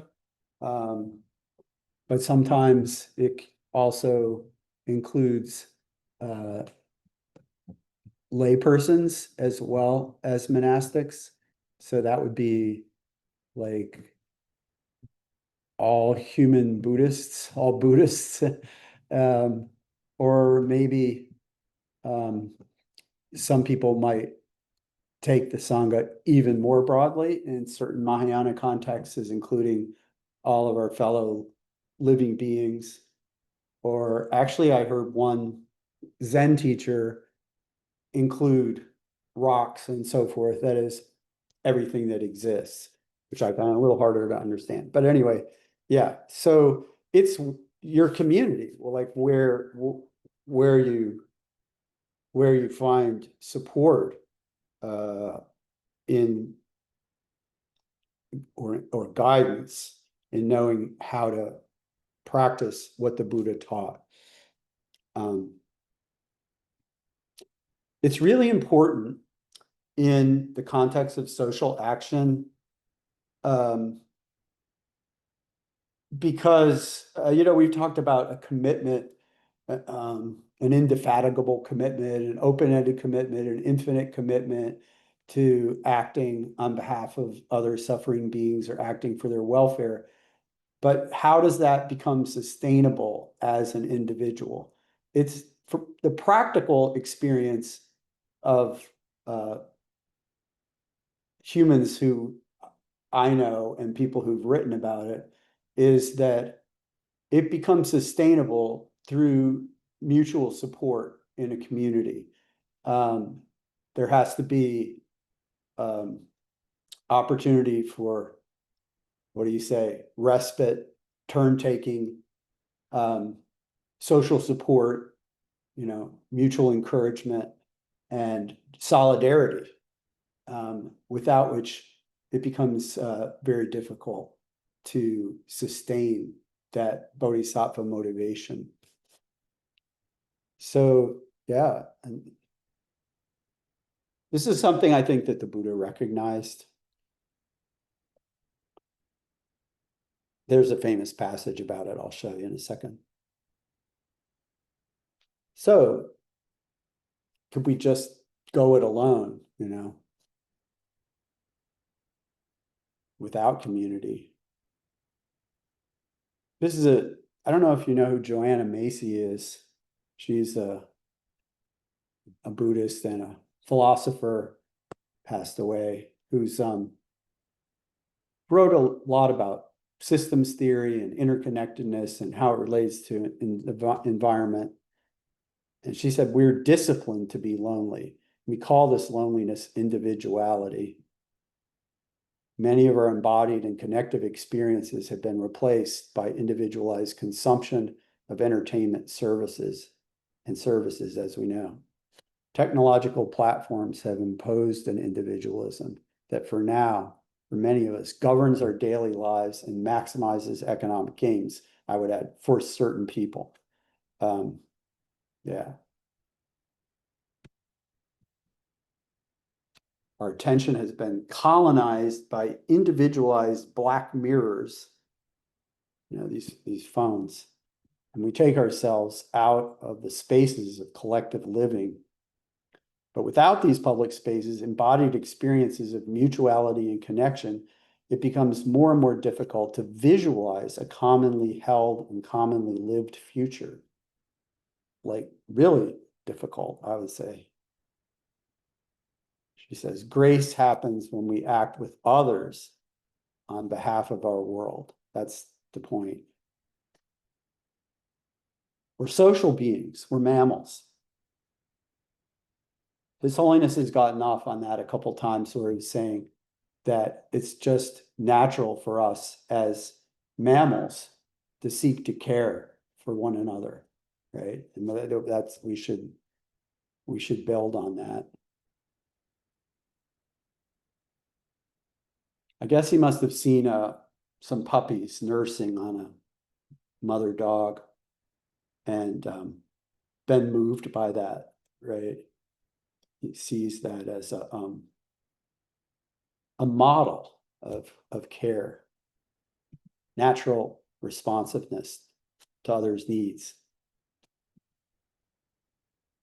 So it's a delusion that the self, this is still Joanna Macy, it's a delusion that the self is so separate and fragile that we have to delineate and defend its boundaries, or that it's so small and needy that we must endlessly acquire and endlessly consume, and that as individuals, corporations, nation states, or as species, we can be immune from the effects of what we're doing to other beings. Right?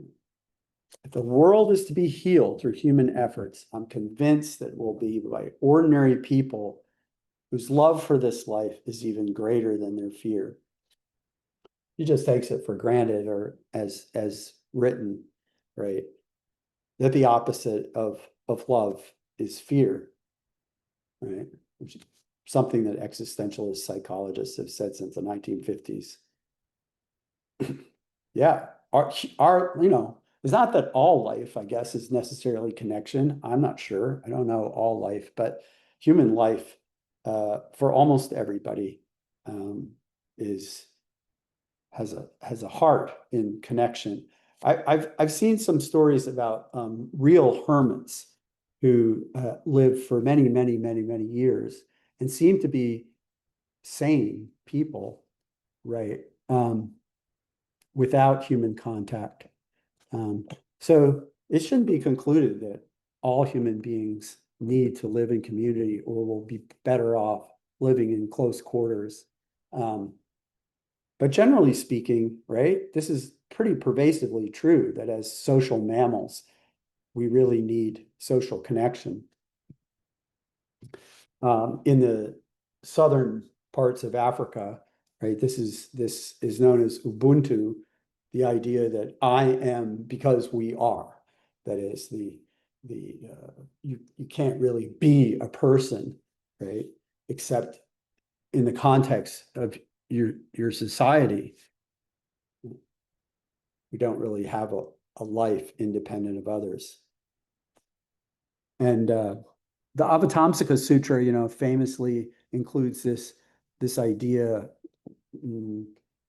of a vast matrix of gems where each intersection, right, has a gem that reflects and refracts the light from all the other gems, the net of Indra. So this is like a social net of Indra. I thought of as like, yeah, our life is constituted through our interconnections with one another.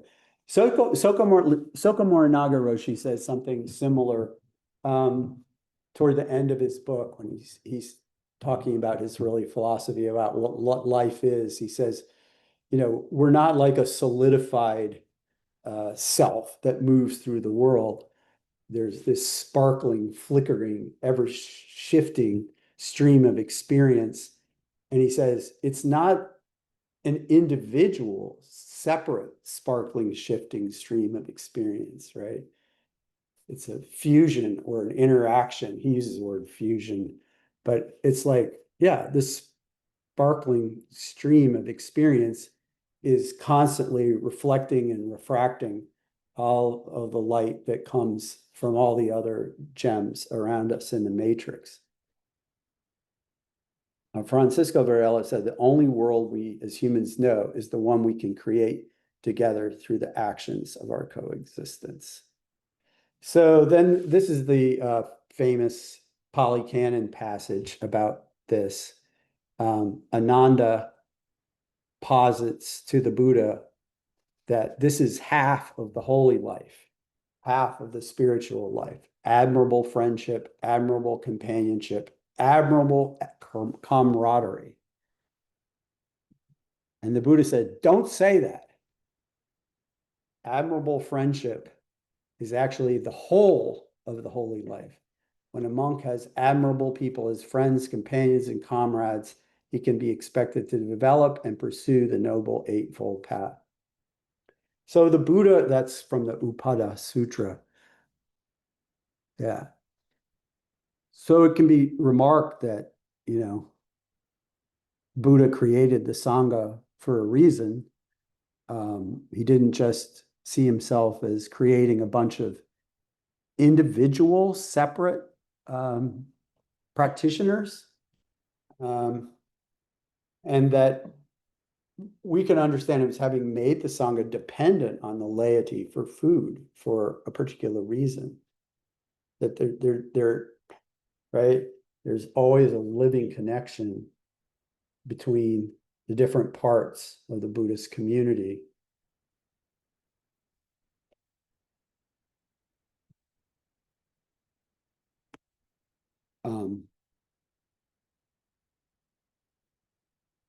I just throw one thing in here is that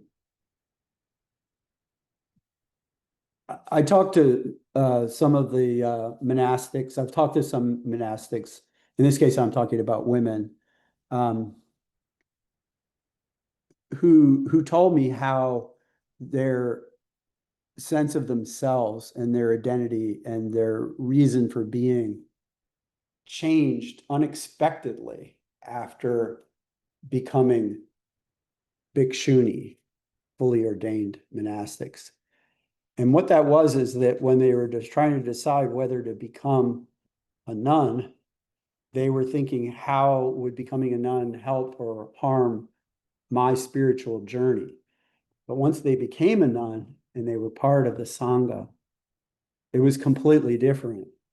And they felt that they were part of a 2,500-year-old institution charged with responsibility for preserving and teaching and practicing the Buddha Dharma. And therefore it wasn't like about them anymore. In the Mahayana Sutras, you find a similar idea expressed in a different way. When the Buddha arrives in a neighborhood in town, people, actually, I think it says the young men of the town, all come to the Buddha with offerings of umbrellas. I'm just picturing that. I don't know if this is intended to be funny, but I can picture him with a large stack of umbrellas over to one side. He's just had a very, very large number of nice one-person umbrellas. And then he magically converts all of these umbrellas into one super gigantic umbrella that covers the entire crowd. It's like a very, obvious metaphor for the Mahayana. You know, the individual umbrellas are personal spiritual paths, right? And he's created the big umbrella, right? The big tent, the big bus. So before we got the current administration in Washington, we had a Surgeon General who declared that post-COVID, we had to recognize that loneliness is a major and dangerous epidemic that is harming us individually and harming us collectively in our society and also in many other societies around the world. So this is kind of like a, I don't know, yeah. He's not talking about germs anymore, right? So I wanted to talk about a little bit about this, right? I used to teach until recently a course called The Meaning of Life. And the author argued that there are, four main sources of meaning, ways that people find meaning in their lives, which I didn't necessarily agree with, but it was a useful construct. And the first, and for most people, perhaps the most important, is social connectedness. And there's a lot of evidence that people live longer and are in general happier if they have a greater, deeper sense of social connectedness. And in addition, it's a way in which people find their lives to be meaningful, right, as well as happier. Did experiments, or not really experiments, parallel studies of infants who were deprived of human touch in sterile environments versus other ones who were kept in lively prison nurseries and were often touched by a lot of different hands. And it was clear that the ones who were kept isolated were the ones that were damaged. We need contact with other human beings. And in fact, there's a recognition now that extended periods of solitary confinement are torture, because it's like, yeah, social interaction is on the list of basic needs that we have. People's brains can be permanently harmed by being kept in solitary confinement over a prolonged period of time.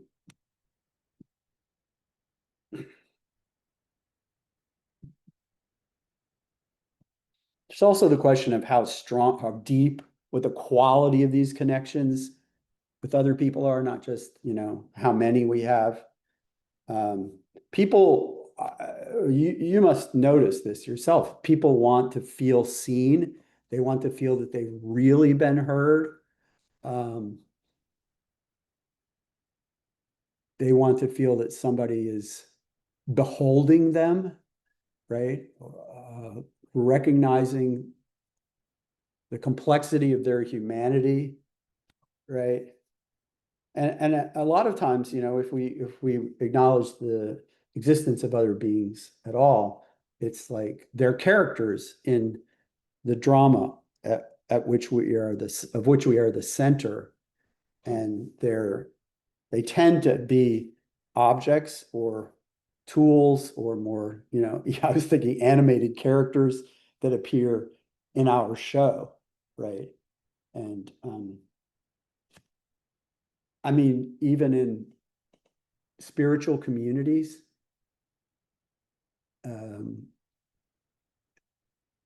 you may often have very shallow kind of interpersonal interactions with people. Yeah. So this is something that's been studied by sociologists in the United States for a long time. This famous book by Robert Putnam called Bowling Alone that showed how much worse the situation got in the last part of the 20th century. And Putnam more recently argued that in the years since, it's gotten much worse, which seems to be true. Because Bowling Alone was published before the internet made any significant impact.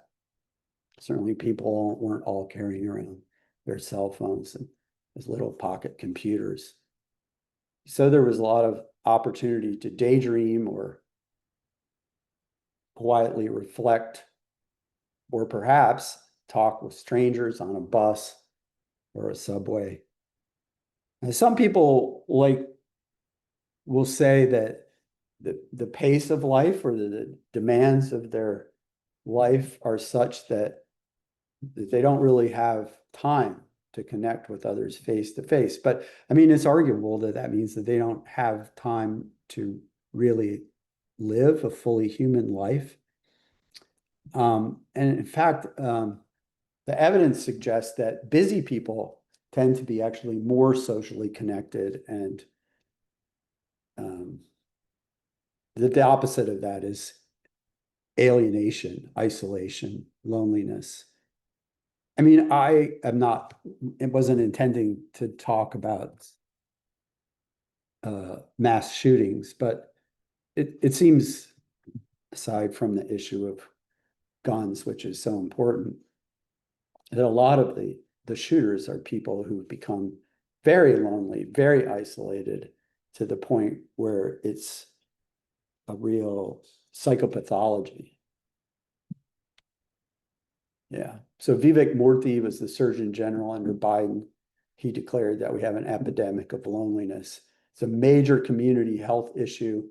And he argued that this is associated with multiple serious medical conditions, and I'm not making this up, leads to health outcomes equivalent to smoking 15 cigarettes per day. So that's 3/4 of a pack of cigarettes a day.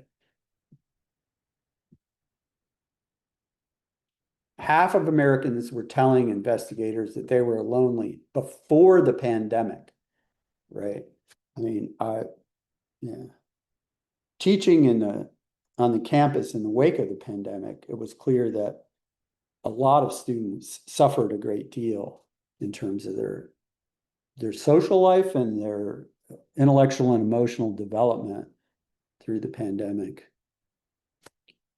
Young adults in the US are almost twice as likely to report feeling lonely than people over 65. It's super interesting, right? Because a lot of times people imagine loneliness as being an affliction of the old.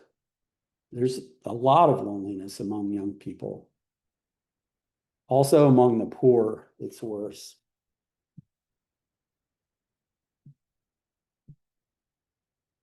Recent studies, instead of talking about bowling, because that doesn't really seem to be a useful measure anymore. Commensality, eating together. In 2023, quarter of Americans reporting eating all of their meals alone the previous day, which is a 53% increase from 20 years earlier.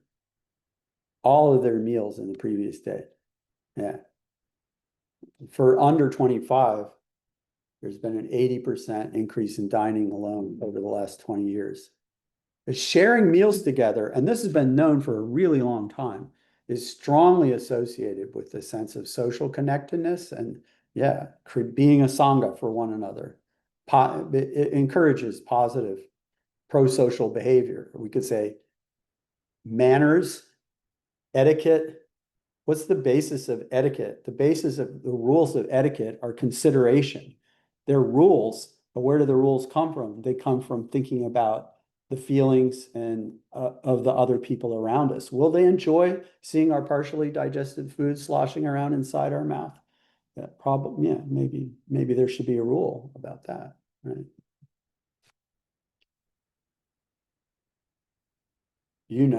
Americans are spending an average of 6 hours a day on digital media. That seems low to me. Yeah. 1 in 3 reports being online almost constantly. Teenagers, 95% were using social media as of 3 years ago. Probably higher than that now, right? And yeah, you can't separate young people from their phones. It's part of their bodies, almost. Yeah, I've been in conversations with people people in their 20s as well as people around 20 and a little bit older that they'll just look at their phone all the time, even when it's just the two of you trying to have a conversation together. Yeah. So of course, there's some ways that the internet has enhanced social connectedness, but it seems that overall it's creating much more isolation and alienation.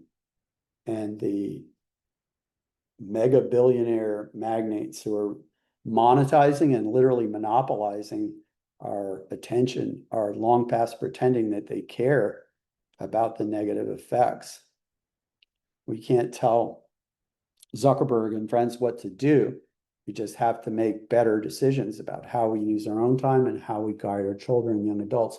There's an increasing number of schools, you probably know, that have started banning cell phones in school, banning cell phones in classrooms, and so forth. And the early reports on this are very positive. And from CMU, where the university where I've been teaching, people have reported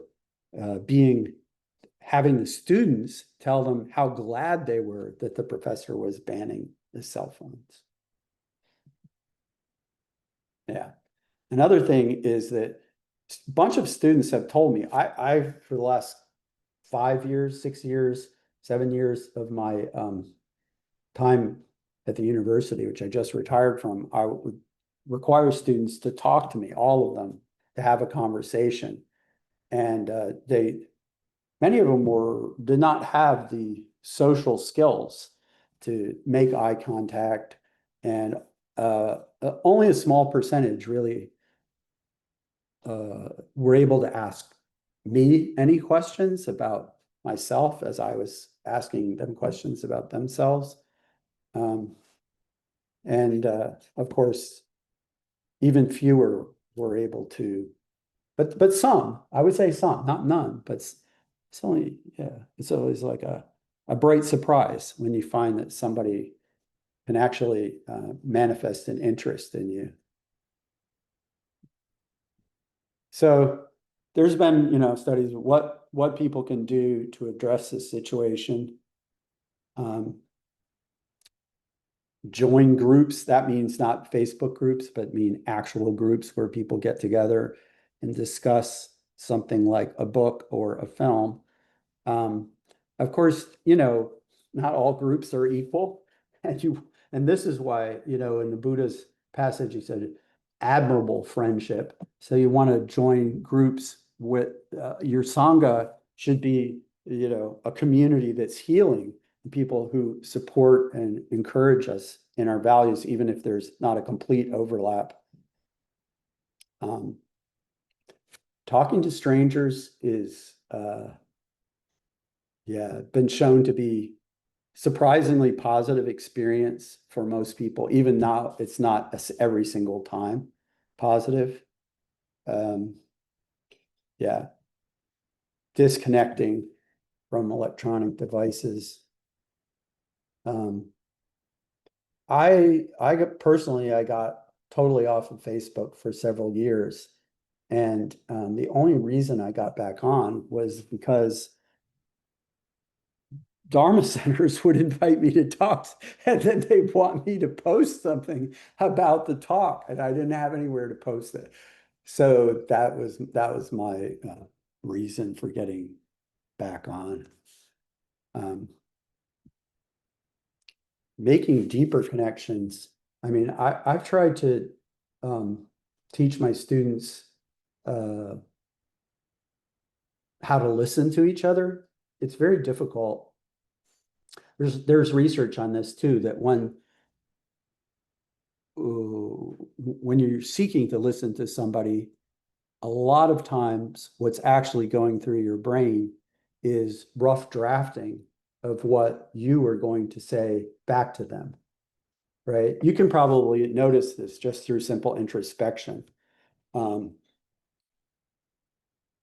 I've noticed it through introspection, right? So as one way to avoid it, although it's highly artificial, is just say, okay, I'm going to listen to you and I'm not going to say anything, until you stop talking.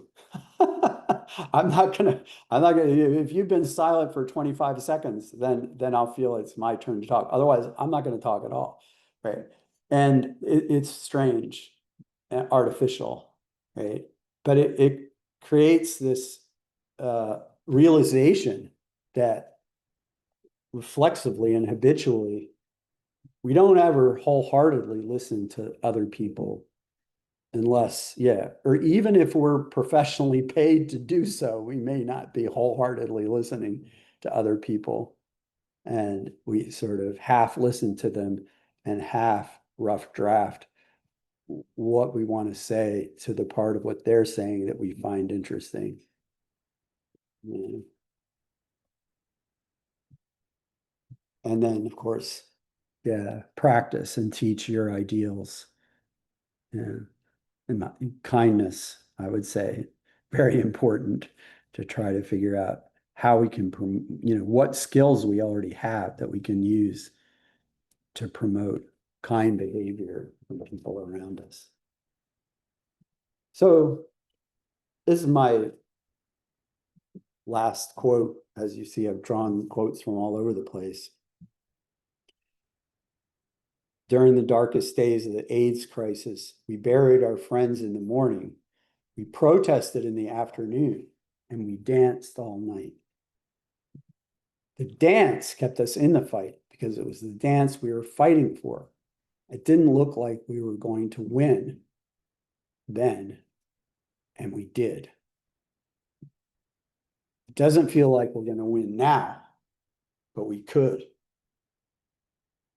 Keep fighting, keep dancing. Let's dance, Savage. I put that quote last because I find it very moving and relevant. And of course, in a monastic Sangha, people are not dancing, but they're doing the things that they do together, right? Perhaps they're doing monastic debate or group chant. Right? Yeah. So, you have to think about who is our Sangha, who's our admirable friends And how can we connect with them more deeply? Or how can we find such a community and become part of it? Thanks. That's all I got. Walker. Hi, thank you. Sure. Really good class. Thank you. Yes, thank you. So Lisa and I have been involved in the Dharma, uh, somewhat practicing for many years. And we also took classes from Jeffrey Hopkins. And I'd like for Diane to save us a place to live in Vancouver in case we need it. Everyone would. I know, Vancouver's great. But so I'm just thinking about pulling this together and thinking about how we face these times beyond the keep fighting, keep in our ethics, keep dancing. It seems like um, there's so much cruelty and so much destruction of everything from culture, infrastructure, knowledge, skill that was helping take care of people and it's like that. And we know that, we need to have compassion for these people that are doing this because they're not being skillful. They're doing all of this and they're corrupt and they're getting billions of dollars, but they're not happy. It's amazing. You don't see that, oh, we deported 2,000 people last week and I gained $1 billion with crypto or whatever, but I'm still very angry and unhappy, right? So in that way, we feel some compassion.